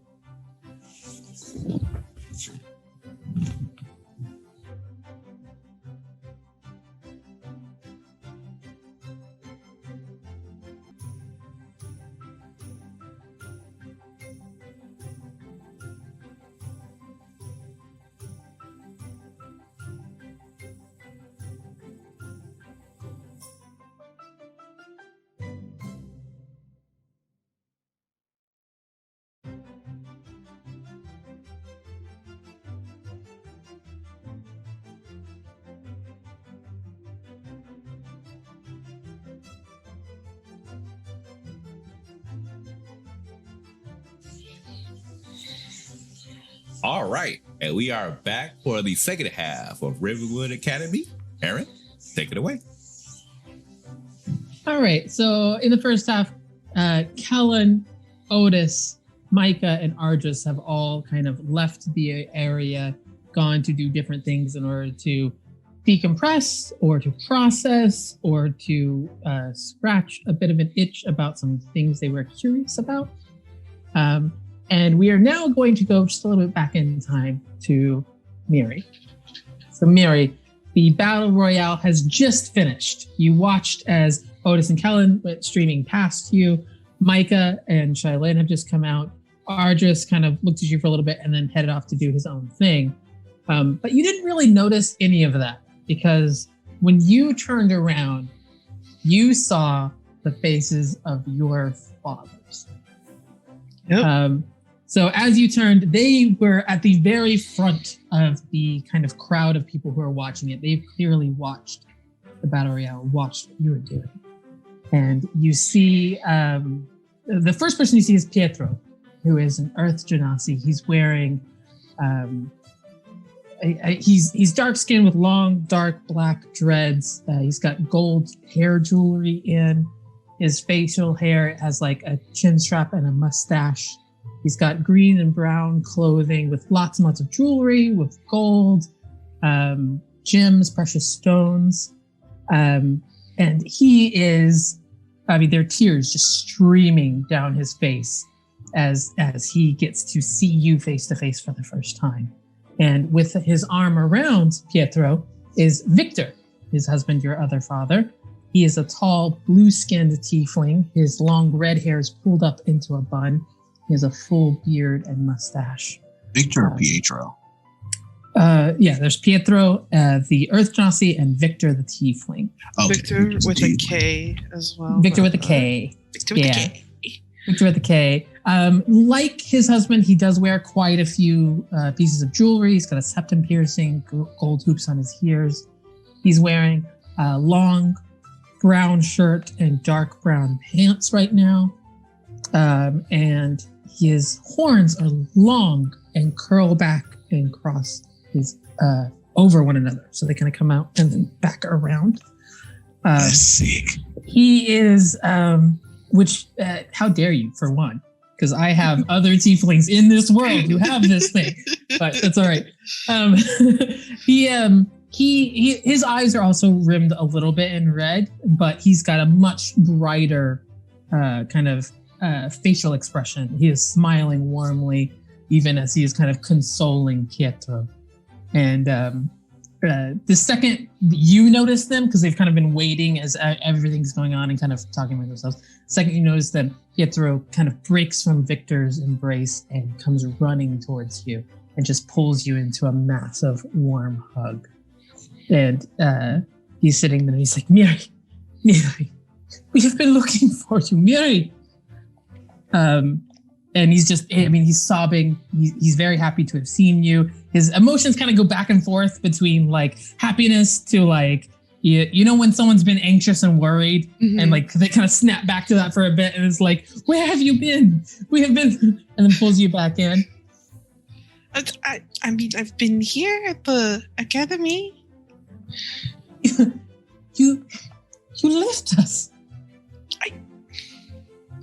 That's because you didn't want me to learn more about, my sword. So, yes, I left. He is so overcome with emotion, he keeps switching in and out of languages. So his common is thickly accented, but do you speak, what languages do you speak? She only speaks Elvish and Infernal.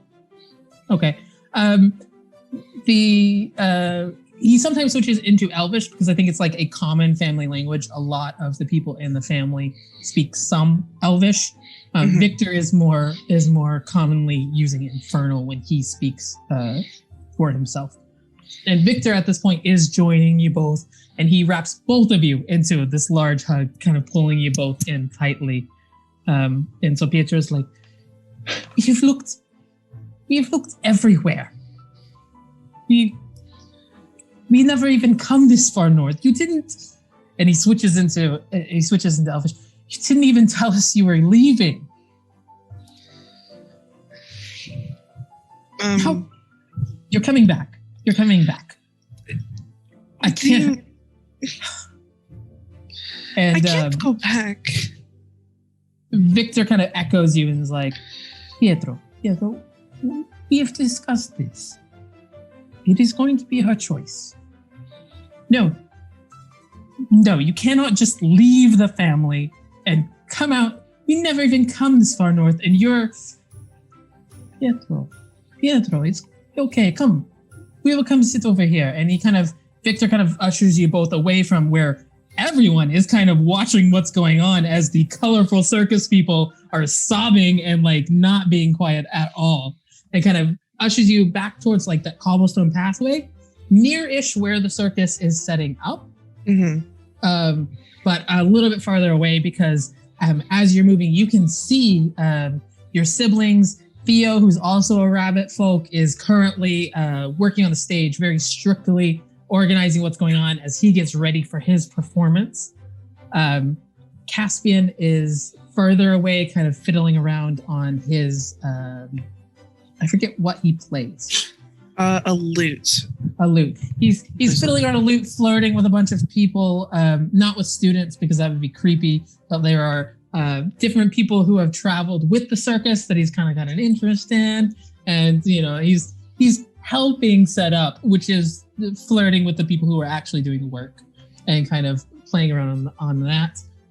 You see Arietti, who's also Rabbit Folk, your older sister. She is actually in her performance outfit because hers will be one of the first shows that happens. So she's wearing this blue-green leotard that is trimmed with gold and small red jewels with a bright headpiece that fits over her head and ears. And she is kind of escorting the younger kids as they are kind of figuring out what's going on and kind of setting places. She's double checking the safety for all of the aerial silks that she uses, and also just keeping an eye on Cleo, Milo, Flora, and Fauna, and making sure that they're not getting into any danger. You do not currently see Damien, which is your other brother, but he's somewhere around. And they kind of usher you in such a way that they hope to not catch attention from your siblings because they work on this with you. And they take you to one of those benches underneath the trees that line the cobblestone pathway. Mm-hmm. And the whole time they don't let you out of arm's reach. They are holding onto you tightly as you move. And as you sit there for a little bit, Pietro kind of like slowly goes from sobbing to just kind of sniffling. Okay.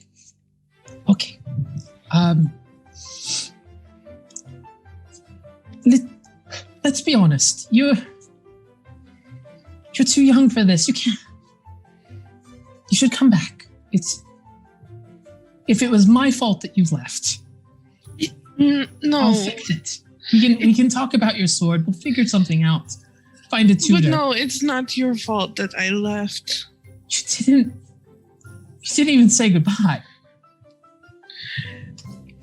What kind of father drives his children? First Caspian and now you. Well, and he starts sobbing again. Like he's caught himself up just enough to fall right back into it. And Victor's just kind of like, holding him and comforting him. He's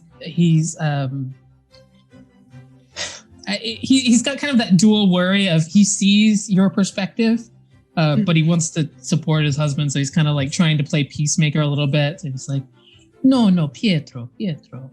We are talking about this. We have talked about it. She is getting to be a grown woman now. She can go to the places she is needing to go. It is not that she is leaving our family. Sobs more.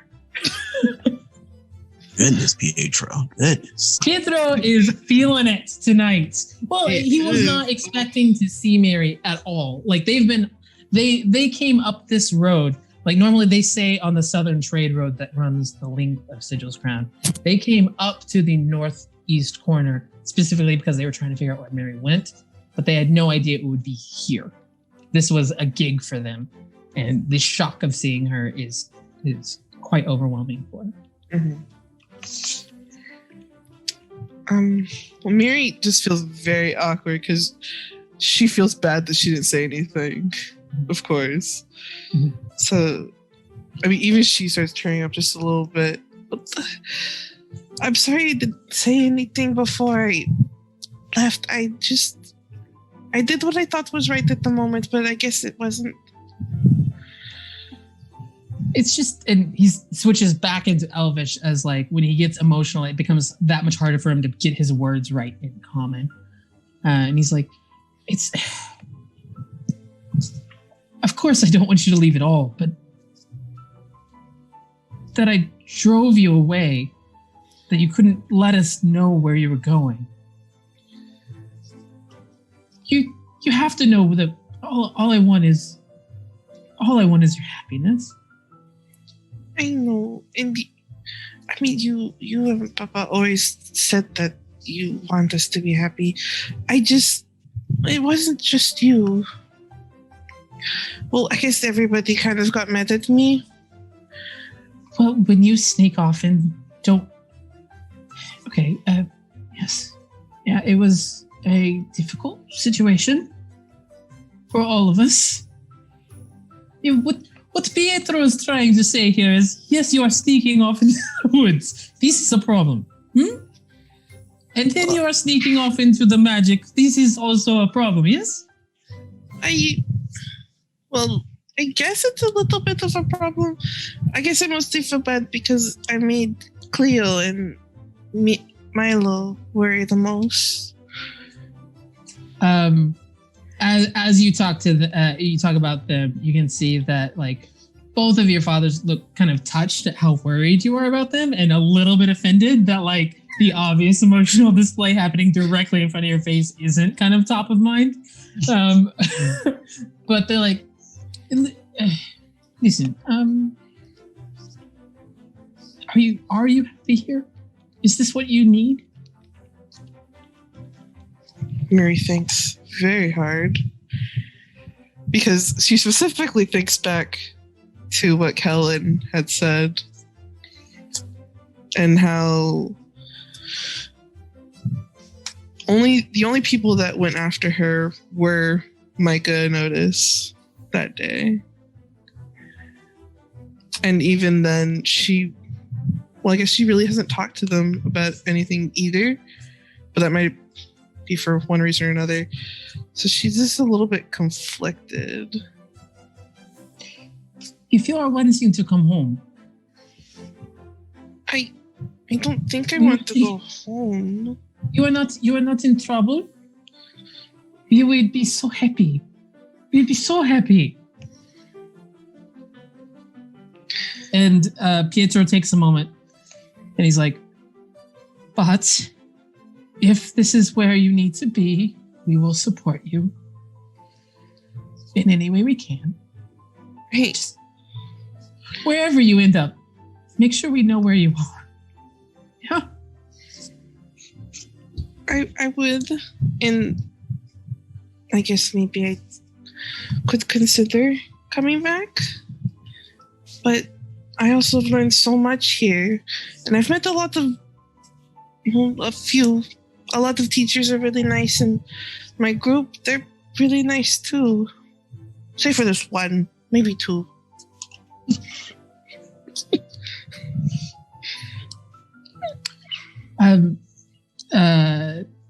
As he's finishing wiping away tears, and he kind of takes Victor's hand to hold tightly, Pietro looks at you. He's like, "It was very impressive what we see in the whatever this magic battle." He switches back into Elvish. What do you call it? The thing where it's, I don't even know, Papa. Bethany threw us in there, and we just kind of went at it, I guess. I mean, this is all very new to me. We do circus acts, but we're not not really magical. I mean, a little bit here, a little bit there. Nothing like this. I suppose not, but I guess most of my sword fighting is thanks to Theo. As much as I don't like it, but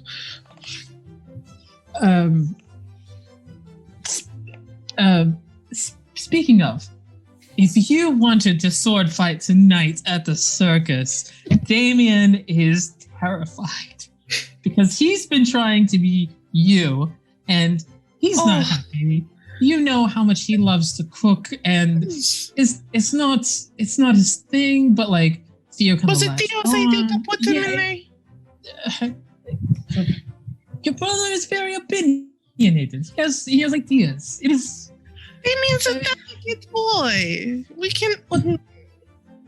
I'm just saying, if you are interested in, even if you don't want to come back, if you just wanted to participate,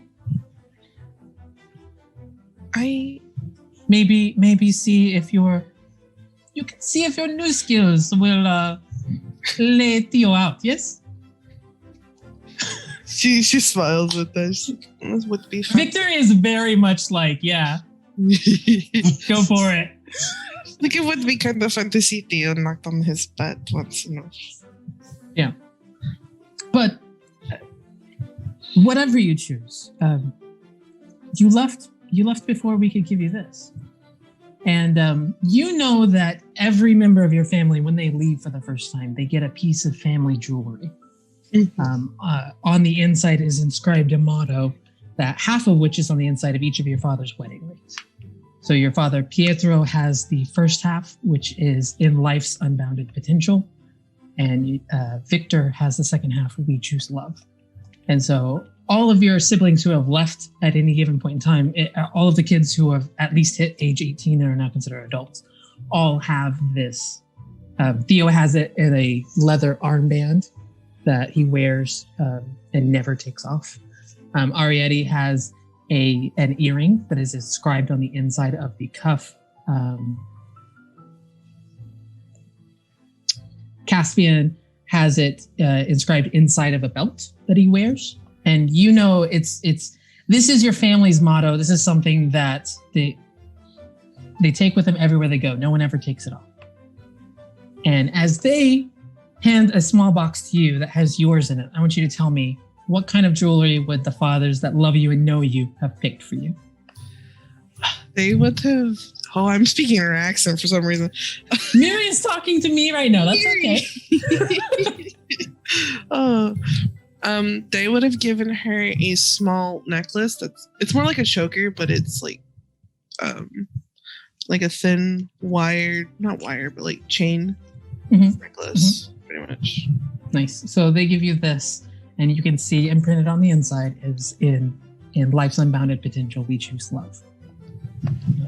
And it is, it's kind of a rite of passage that you cheated a little bit to get early, but they are both very, very proud to see you wear it, and they help you put it on.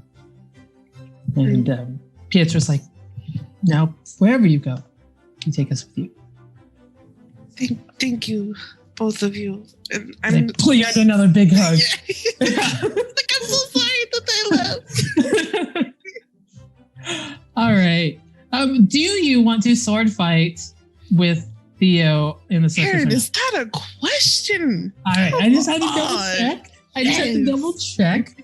I think we're going to do that right after we need to take this little break. Kira, is that true? Yes, that's correct. So we're just going to take a quick break, and we're going to do a slight overlay adjustment. Portion where the individuals have to leave, but we'll be right back within a couple minutes. So see you soon.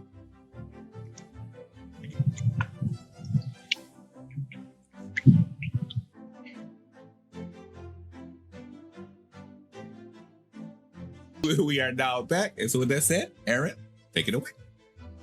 All right. So Miri, as you finish kind of this emotional moment with your fathers, they begin directing you over to the circus and actually calling out for your siblings to come join you. So Theo kind of is in the middle of things, and he seems surprisingly happy to see you. He probably thinks this is going one way that it might not be going, where it's like, oh, we found you, you're coming back kind of thing. But he doesn't come over just yet because he's still working, and poor Damien, he's working him through blocking for this, for this sword fight again, and kind of being like, no, it has to be like this, and kind of running him through these paces. And Damien, who I don't think I've described yet, is half-elf. He's very short, with scraggy brown hair and deep olive skin. He usually wears lots of layers, and in this case, he looks a little bit ridiculous because the performing outfits for this event are very ostentatious and very not Damien. And so Damien has kind of got all of his performing clothes on, and then he's got layers of like baggy shirts and sweaters and stuff on top of it to try to feel comfortable before he's got to take it all off and deal with that. He's got a Kellen edgy vibe to him. I was about to say, he's edgy boy. Yeah. So like he looks particularly silly and like these bright, I'm imagining like bright red and orange like performing outfits. Black is his favorite color, so yeah. all of the stuff that's trying to hide that is in various shades of black. And so Caspian, it comes over. Did I describe Caspian? I don't think I did. Yeah, Wood Elf, he's a little bit older. He's the second oldest, just behind Theo. Black hair, deep tan skin, 2 long scars on the left side of his face. He's got lots of piercings and a lip ring. He looks like kind of a swashbuckler type. He's got the big, like, floofy white baggy shirt, but it is not buttoned up all the way. So it's showing off some of that chest muscle. He's got like kind of baggy, like harem style pants, sort of like where they're kind of baggy with a bright red sash that ties them off, and then thigh-high laced gray boots that are folded at the top. And he's got his lute with him, as well as which is beautiful. It's painted kind of like in a what is that? Is it Dutch China? Like that white and blue kind of pattern. I don't know if that's Dutch or not. But anyway, it's painted with leaves and vines and these blue flowers. So he looks a little piratey. And he is as dramatic as that sounds. When he sees you, he immediately starts, he kind of twirls away from the people he was flirting with and immediately starts playing a song about, Mary's back. Mary's back. And he's making a big production about it. And you can see like people who are on the edges of the crowd for the battle arena start to like look over your way because they're like, something's going on over here. She's like, Caspian, no, shut up. You don't want me to sing to my, well, not my favorite younger sister, but the lost prodigal daughter? I mean, I was just me for so long. What do you mean I'm not your favorite little sister? I mean, come on. You've met Flora and Fauna. Who else is going to be my favorite little sister? Come on. That's true. I'm sorry. Yeah, come on. Besides, you took all the heat off of me, so I owe you one. It's not my problem that you were the first one to start running off. I set a good example, didn't I? How is the great wide world treating you? You see why I did it, right? I mean, I suppose. It's fun here, and I meet a lot of people. You don't sound all that happy. I was expecting you would be like, oh, look at me, I'm the best, and this is awesome, and I've done all my life. Like, well, I mean, they've mostly got me in classes here, because it's a school. Yeah, not my thing. But, right, I mean, well, got a lot of friends, I guess. Hey, friends are good, right? okay, I've reached my limit of sincerity for the day. I'm going to go back to what I was doing. And immediately starts, he is still singing as he was away. He's serenading you. He's going through a bunch of different like common folk songs and changing the words to have your name in the lyrics. Mm-hmm. So, I mean, it's just, he's being obnoxious about it and it kind of fades off in the distance. But you do see like, as he's leaving, he turns around and he does give you like a little smile and a wink. Like, yeah, okay. I really did do it though. Like, I really have been where you are. You know, he's not so great with the interpersonal relationships, but he's working on it. But, yep. Yeah. Your father has returned. They kind of left you there when Caspian walked up because they're coming with a whole passel of younger children. Cleo, the half-orc, is showing up with, average height for a half-orc, short, natural black hair, blue-green skin, small tusks. She's wearing this gorgeous-looking bright pink dress with butterflies embroidered on the skirt. She's a little bit younger than you, not as young as Micah, around 14 years old. She is overjoyed to see you because you are everything she looks up to in a person. She wants to be exactly like you when she grows up and is like, my best friend has come back. And she squeals and runs up. And even though she's a little bit younger than you, she's pretty strong.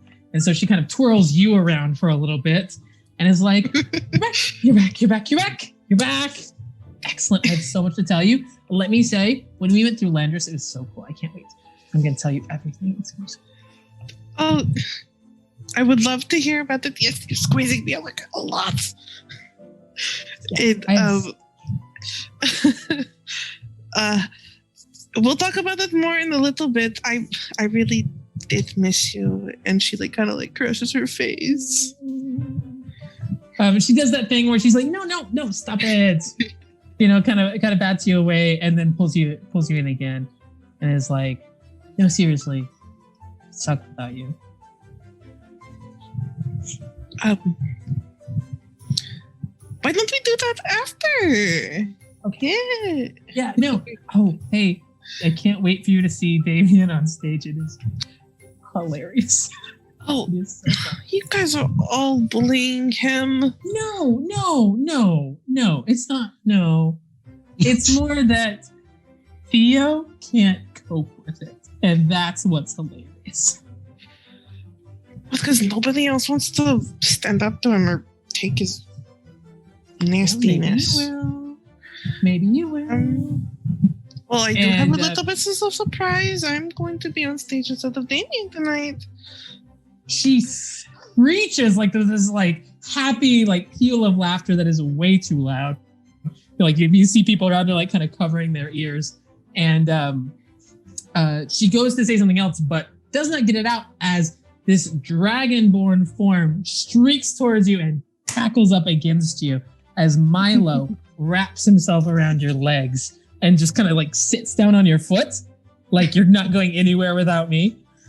He's a small, scrawny red dragonborn child with big green eyes. He's got a pair of crooked glasses. He is a little bit clumsy. Hasn't quite grown into his tail, so typically gets him a little bit of trouble. He's got on this red and blue tunic with baggy shorts and no shoes. And it is, you can see kind of dangling out of one of his hands that is wrapped around your legs is some cheap children's like paperback novel that is pretty much destroyed because he just drags it literally everywhere he goes. Mm-hmm. And she'll look down like, and Milo, of course, I was wondering where you were. He just buries his face into like your leg and just holds on tighter. He hasn't said anything yet, but he's just like, he's like practically trying to burrow his way into your skin. Like he's just holding on so tightly. She'll just gently his tail's rapidly wagging behind him and occasionally hits somebody else. And as he is doing that, you do see your two youngest siblings the tieflings, Flora and Fauna. They are twins with soft red-violet skin, dark red hair, and bright pink eyes. They are identical, but one of them wears a pink bow and the other one wears an orange bow. They try to sneak up on you and like get a little bit closer, hide behind someone, get a little bit closer. But I, due to your vantage point, I think that you catch them out pretty quick. Do you see them or do you pretend not to? She will look back at them directly and then look back forward. Like, oh, I hope nobody comes and sneaks up behind me. You just hear so many giggles, like, and then in Inferno, we're gonna get her. And then they sneak up a little bit further, and then eventually both of them kind of launch themselves up and grab onto your arms and kind of pull you down as they're trying to pull you close enough to give you a hug. And they erupt into peals of laughter. And they're like, oh my gosh, Miri, did you know we were at the, and they just keep going back and forth as they're speaking. So you're kind of ping-ponging in between Flora and Fauna. And it's like, and then we went to, and then you wouldn't believe we saw that. And they're talking so much over each other that you can't actually get the story that either of them is trying to get across. It's just, you keep catching like the, and then you wouldn't believe. And, but then I ate, and it just keeps going and going. They do not shut up about it. They just keep on. Miri just, yes. Oh, that's so cool. And so you are now surrounded by family. Your fathers are there. Milo, Flora, Fauna, Cleo is sitting there with you. Up on stage, you see Damien and Arietti and Theo all getting ready. Arietti, when she notices what's going on, beams you this bright smile. And she's, like I said, she's already dressed for her performance with that big giant like headdress on. And she's been working to check the safety. But so she can't come over to talk to you just yet, but she blows you like this big kiss and like it gives you a bright, like, oh, maybe, before reluctantly turning her attention back to what she's doing. And you are surrounded by family. And you begin to hear the music play as the circus begins to light up with there's actual various magical enchantments, like dancing lights, basically, that have been set up all around this. As dusk has hit, various members of your party have started wandering their way back this way, and the circus is about to begin. Before we get to the circus, Shylin, when you came out of the arena, you were kind of left on your own. People scattered really rapidly. What were you thinking, and what did you end up wanting to do? She probably would have went to go to where the dancing was set up, since she didn't get to go check that out. Wonderful. I was hoping you were going to say that as well. Bethany and I lost his name. One moment. Not Flora's name. Kellieth. So Kellieth was the one who got you into spell darts. You helped set up, and then who did it. He and Bethany are both kind of like starting to give it over to the next sophomores, because it's not just some sophomores who do it. They continually rotate out.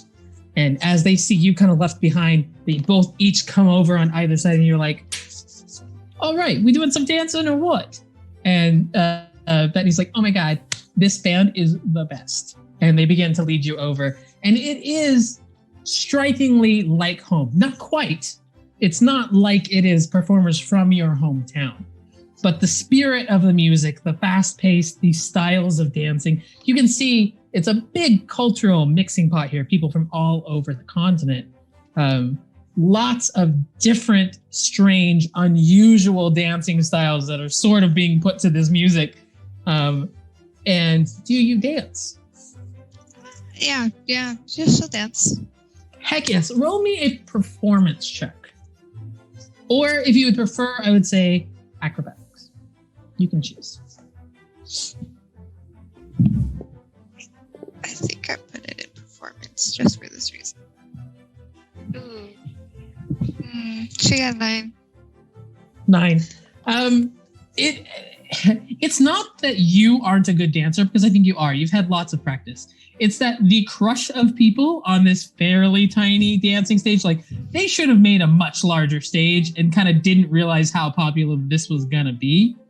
And so like, it's just, you don't have the room to move. And so you're kind of going into more traditional style dancing, and it kind of requires more space than you have to work with. And Bethany is kind of twirling around you. She looks an absolute fool. She has no coordination whatsoever, but she's into it. She's here for it. You know, she's moving around like a mad woman, but enjoying herself completely. And Kellyeth is doing the thing where you kind of bob your head on the corner, and it's like, yeah. Doesn't really get into it, but he's there for moral support. Is there anything else besides dancing that you would like to accomplish before the circus starts? I mean, there's various like food stalls and that kind of thing you can set up. There's lots of people just roaming around. If you think of something, I will make it happen, basically. Well, I guess, she really hasn't time to explore much of anything, so she'll just go check around and see what else is happening. Food. Yeah. Awesome. So as you wander around, you catch glimpses every once in a while of different members of your party heading to various areas. You never do see Micah after you first lose him to the crowd after the arena, but various people you see at various other times. You definitely see Miri, because as you get onto that cobblestone pathway where all of those like food vendors are, they have like funnel cakes and cotton candy and fantasy carnival food. This is about the time that she and her fathers are having a rather emotional moment. Not as far away from the main crowd as maybe they should have taken it, but that's fine. So you can kind of like, you catch a glimpse of that. It's like, maybe you don't want to go there. Get a bunch of food. You're starting to get that sugar high because the sugar content for this festival food is over the top. You can watch some of the other spell darts and kind of see, as the reigning champion, they kind of give you like a special front one. Is like, ooh, you did that so much better. You know, like you're surrounded by people, none of which know you very, very well, but everyone seems pretty happy to be hanging out with you. They're kind of looking for you and inviting you into different things, which is nice. Maybe very unusual for your previous experiences. Very unusual. Mm-hmm. The larger thing I would like to do for you actually happens after the circus. So if you don't have anything, I would like to kind of jump cut to that. Yeah, go ahead. I don't want to rush you because there's a lot of stuff to do. She's still new to the school, so yeah. She's still like, what is there to do? Yeah. So Shiloh kind of follows the crowd through a lot of different things, does a little dancing, judges some spell darts, watches a couple of fights in the battle arena, and slowly, as the crowd begins to move towards this now brightly lit circus stage with loud music coming, as your fathers and Caspian all begin to play and kind of hype everyone up for the circus acts, you end up with the crowd with them. Otis, about this time, it is your choice if you want to leave the groundskeeper's hut to see what's going on, or if you'd prefer to stay there. He'd probably prefer to stay until he hears word from Lake Drogon or something that the situation might have changed.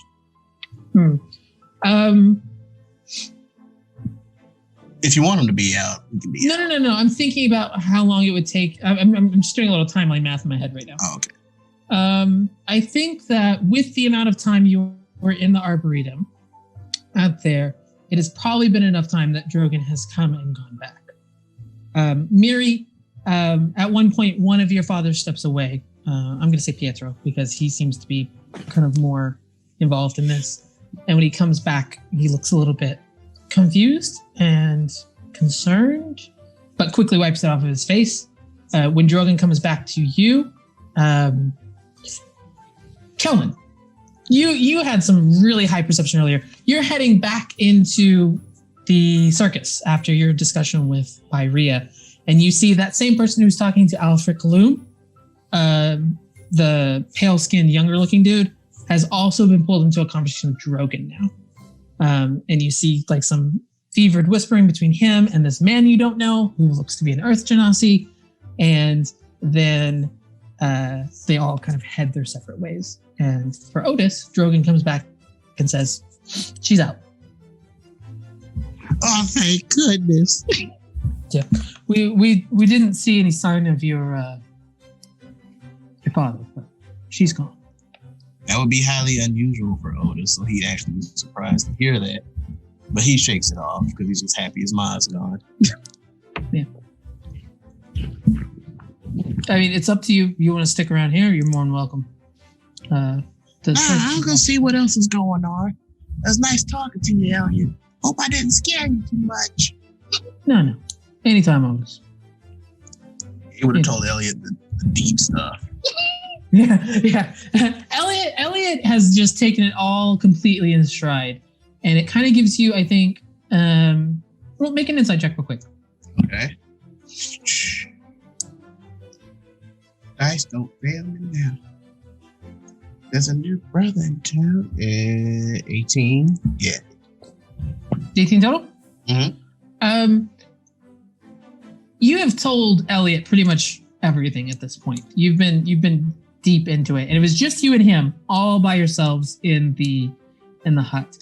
And you expected him to react in one way or the other, and he didn't.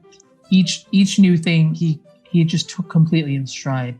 And with an 18 insight, I'm gonna say you figure there's probably a lot more to his background as well than you would have guessed looking at it. Like, it's the kind of understanding that comes from somebody who's been through it. Yeah. You know.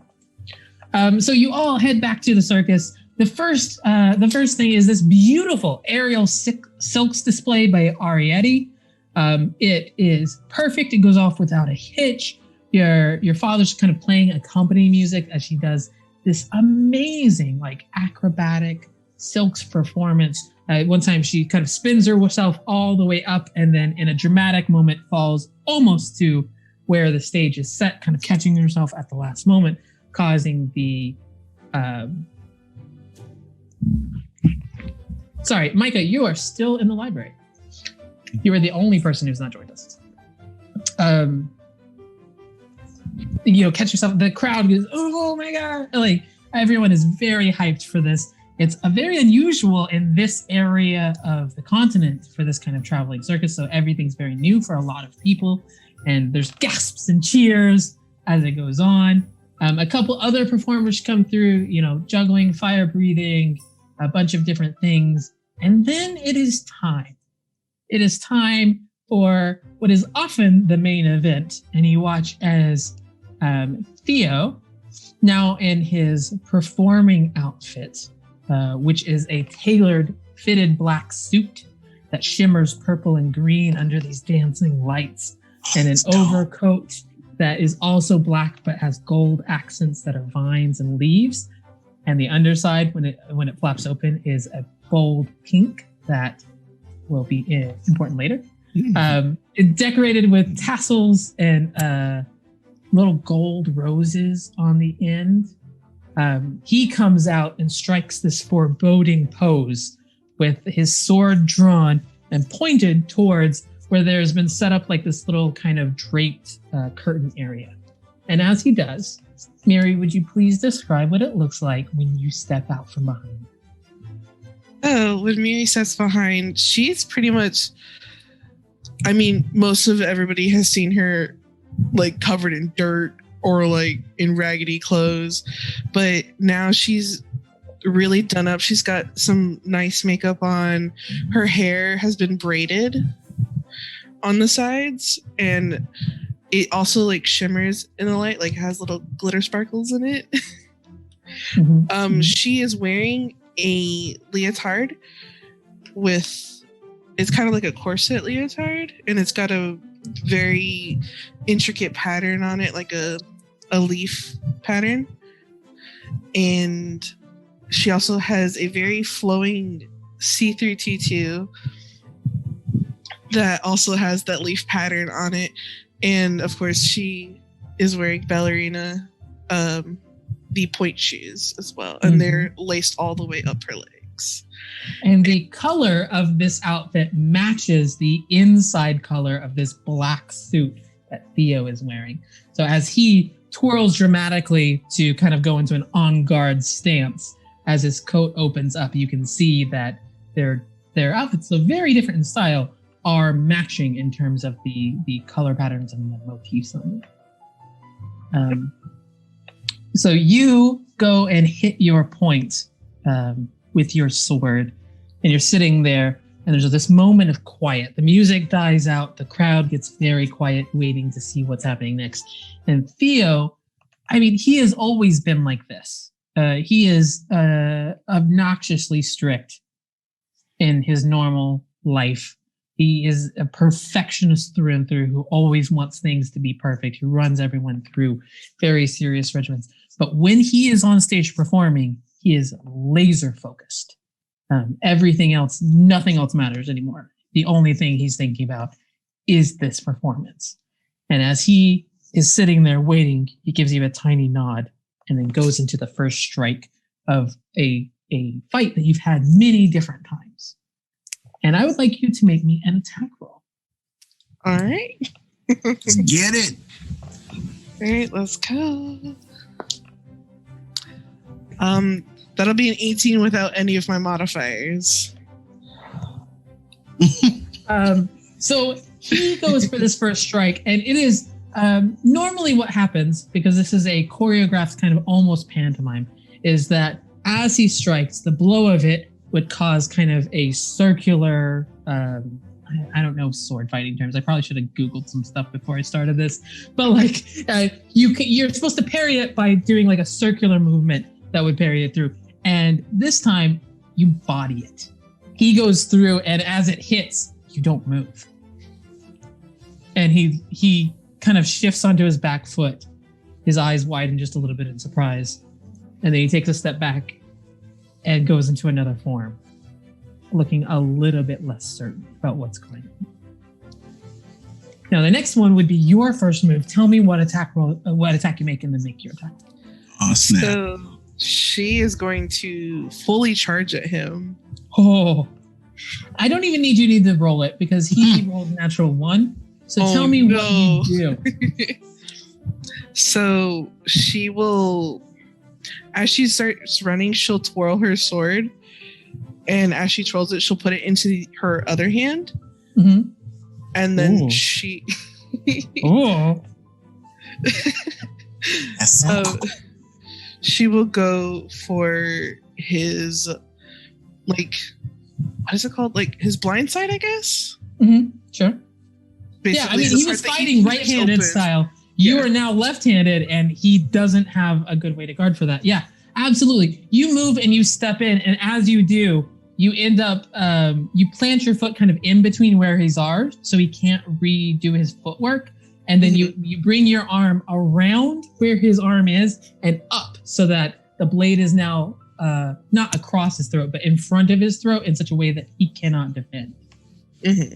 And he freezes for a moment, and then slowly kind of moves his way out of that as you both step back. And the crowd is eating that up. So don't let Otis be in that crowd. Sick. That's sick. You were there, Otis. You see it. It is sick. And you trade blows back and forth. Some of it is the stuff that you've done many times. So as you kind of settle into this new thing, and he realizes that this is not the normal kind of operations, there's a few times you fall into like these kind of patterns, these almost kata-like, for fighting with the swords, and then you'll break free as you do something unexpected. And we build up to this final crescendo. You can see both of you now, despite your clear prowess, are starting to sweat a bit, as you've both actually been going for it a lot. This has been, the crowd is like, oh, this is the best pretend sword fight we've ever seen. But in reality, this is a very good actual sword fight that is happening on stage. And we're getting into the final dramatic moments. You know that typically the way this is scripted is that Theo would cross swords with you and disarm you in a flourish that he was able to catch. and then would hold both swords against you in like an X pattern. Is the scripted ending for how this works. It's a good, showy finale. The sword goes flying, this kind of thing. What happens? I don't need you to roll for this. I need you to tell me, how does this sword fight end? Let's go. All right. So I'm imagining that they're both like almost like stalking each other around the ring. Oh yeah. And once she feels like maybe he's letting his guard down, like just for like a split second, she'll run at him. And I feel like I should roll for this. She wants to jump over him. Ooh. Make an acrobatics check. Okay. We getting fancy. Getting fancy. Okay. That would be a 17. You clear him in one leap.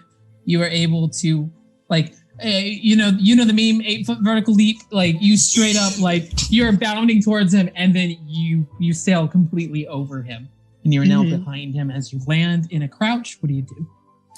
And she is going to sweep out his legs to knock him. Yeah. And she will pin one of his arm, like his sword arm, down with her other leg, and then hold like the sword, like gravitates like into the ground right next to his face. Oh, that's beautiful. From the crowd's perspective, as Miri leaps over and sweeps the feet, it looks like she's going to deliver a death blow as the gravitus is held in a reverse grip, and she comes over her head, coming down what looks like, directly into his throat, with with his sword and his hand pinned under her other foot. You land it just to the side, the opposite side of where the crowd is. So there's that moment of like, oh man, she actually did it. And Theo is just, he's panting from the exertion, and he's just looking at you wide-eyed as he's struggling to catch his breath, and he's not like, there's just a touch of fear, like real fear there, where he's like, I'm not moving until you say I can. And he's waiting. And then the crowd erupts into cheers as they realize that was kind of like the finale end. As you let him up, he gets up and kind of straightens himself up and then gestures to you so that you can take a bow, and then takes a bow and then heads off. Hold that in. Hold it. As she's leaving, she'll just do like a little presentation of glitter and then run off. I love it. I love it. Absolutely. As the circus comes to a close, you know that they are not going to pack up tonight. They're going to pack up tomorrow. 7th day tomorrow is not the holiday. It's the first day of the new month, but it will be kind of a day of cleaning and getting everything sorted, so no one has to worry about it tonight. It is getting fairly late after this, so everyone begins to head to their dorms. Your fathers ask, so you are staying close tonight, or? I know that your little siblings have lots of things to talk about, and I think that Damien also wants to give you all of the cake for doing the sword fighting.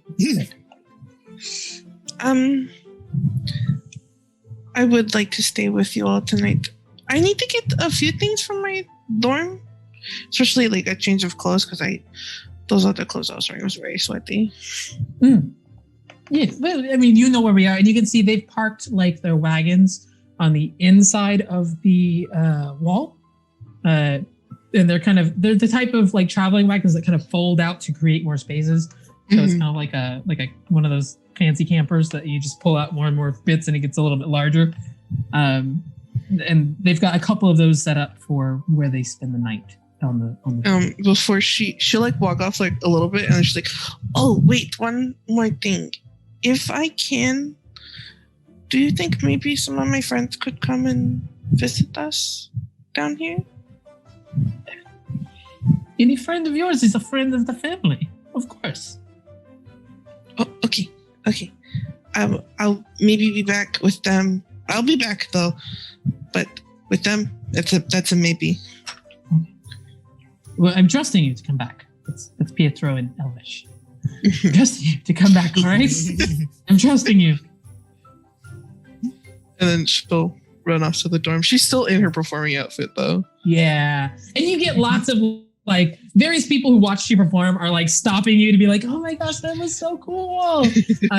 Bethany, Kellyanne, a whole bunch of Scram like loses her little mind over it. And like, Oh god, Scram! I mean, it takes you a long time to get back to the dorms just because everyone is stopping you and being like, oh my gosh, that was so cool. As you are all kind of starting to head in your to your places for the night, I do have two quick things I want to get through before we end this session tonight. I'm going to start with Kellen. Kellen, as you head back to the dorms, you go into your room, and on your desk, directly in the middle, is a small package about this big, about this tall. So like 4 by 6 and 2 inches tall, maybe, with a note on top of it. That is sitting in the middle of your locked room.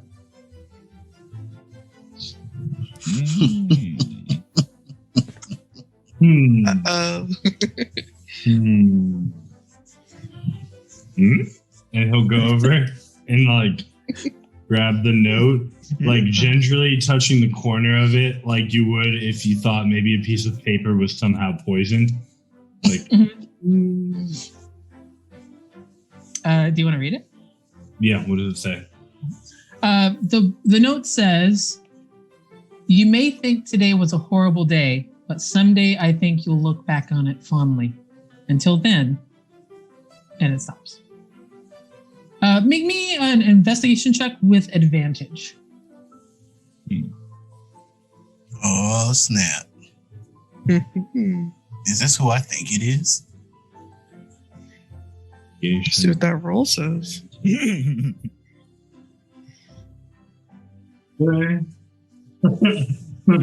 first roll is not good. Okay. I don't want to. About the second.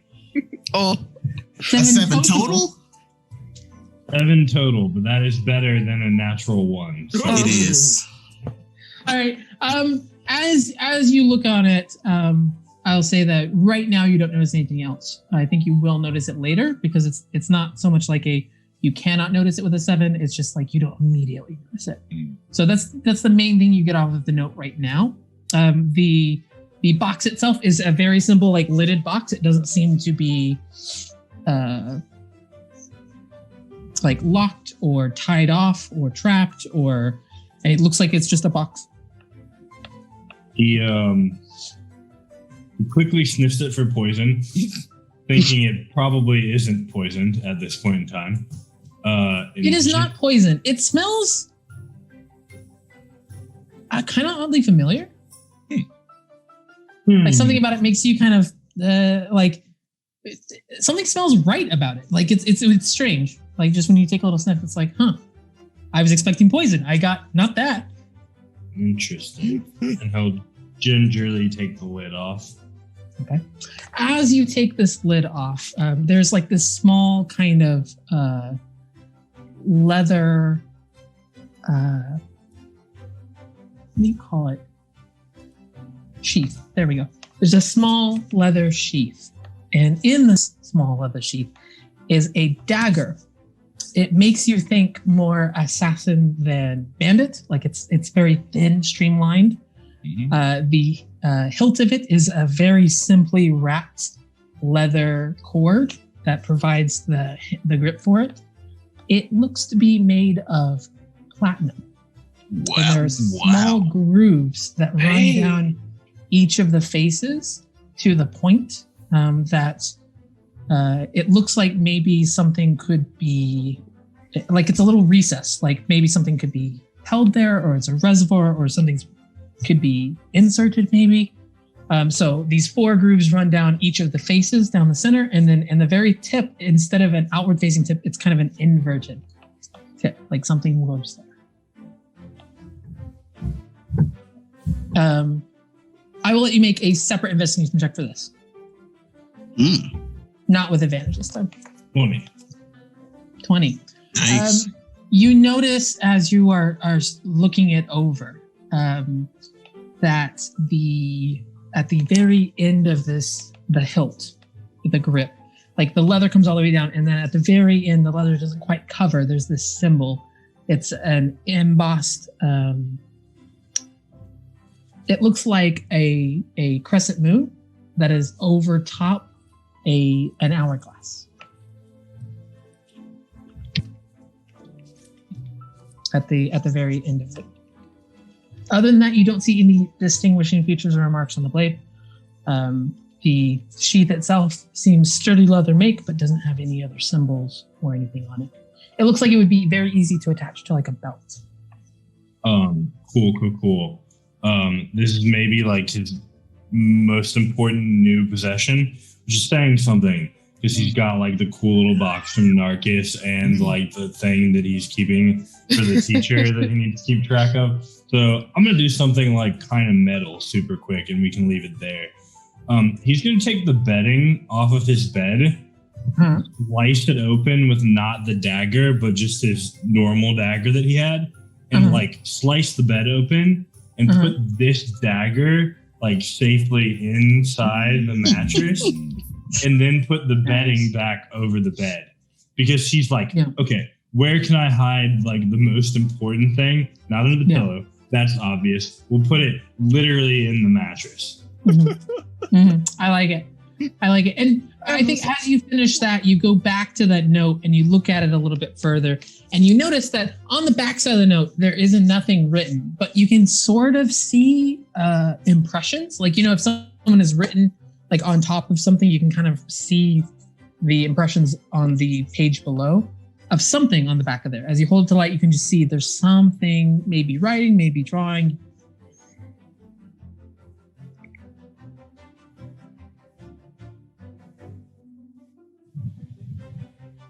Can I do something strange?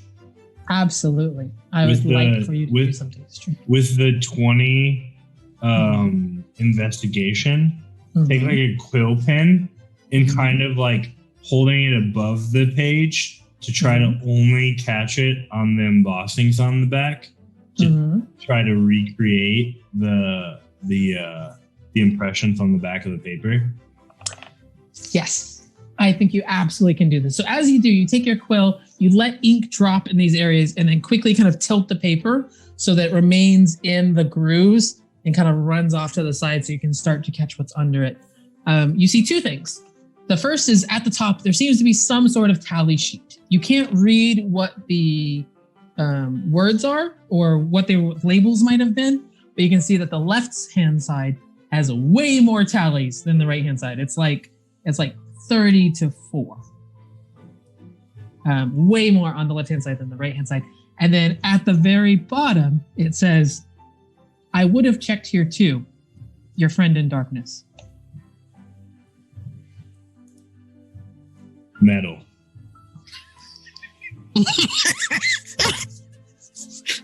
There's another Prince of Darkness. Yes. No! It's him from the past or whatever, or the future. It'll probably be him from the future. And we are going to end up on Shailin. So, Shai, you have had a very busy, very hectic, very fun day, a very successful day, considering you are the winner or tied for winner of both of the major games that you played. After the sophomores took you around, they kind of left you your own devices. You got to try some dancing, some festival food, watch the circus, and now you find yourself quite tired. You're ready to head to bed. Do you have any like bedtime routines, you two? She'd pray before going to bed. Tell me what that prayer looks like. I mean, I don't require you to pray for me right now, but like, give me a. Do you light incense? Is it just like a quiet kind of speaking in your own head?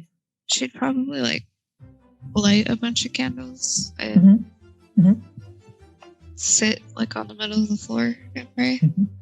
I love it. I have this mental image now of Shailin with her wings kind of extended, surrounded by candles as she's chilling on the floor. You finish your prayers, you get, cleaned up, dressed up for bed, and almost as soon as you hit the pillow, you fall asleep. You're exhausted from everything that's happened. And as you fall asleep, you begin to dream. And the dream takes you to a place that feels familiar. In front of you, there's this long table, and it's filled with a variety of objects. There's tools, food, weapons, toys, pretty much everything you can think of. There's bits and bobs of a lot of things. And behind you, you can feel this warm presence. And as it gets closer, everything seems to brighten a little bit. And you can feel your body feels lighter. Like you have to think about keeping your feet on the ground. In your ear, as this whoever is getting closer to you, you hear, "You are welcoming to my hall, wanderer. You are traveling so far already." I promise that I didn't mean to intrude, but you're home? Wanderer, you are welcoming here. And as you kind of turn to see who is addressing you, the brightness is such as you turn that you kind of have to turn your head away. And as you move, this presence also moves to kind of let you see more of the room. And the room itself is dizzying. There's something about it that in your heart you think, oh, this is somewhere small and cozy and homely. But as you look, the size and shape of this massive hall becomes too much for you to comprehend. And you end up having to shut your eyes because you can't balance the scope of where you are and this incongruous feeling of that this should be a place, a small, comfortable place. And as you turn, you hear that voice again. And Alara whispers in your ear, "You are taking what you are wanting," and gestures towards the table in front of you.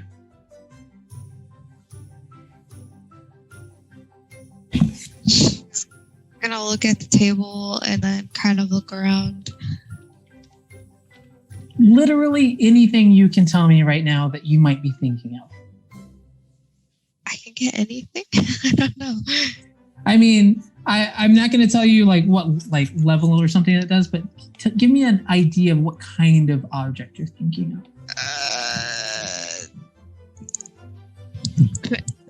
Maybe something to help with her magic?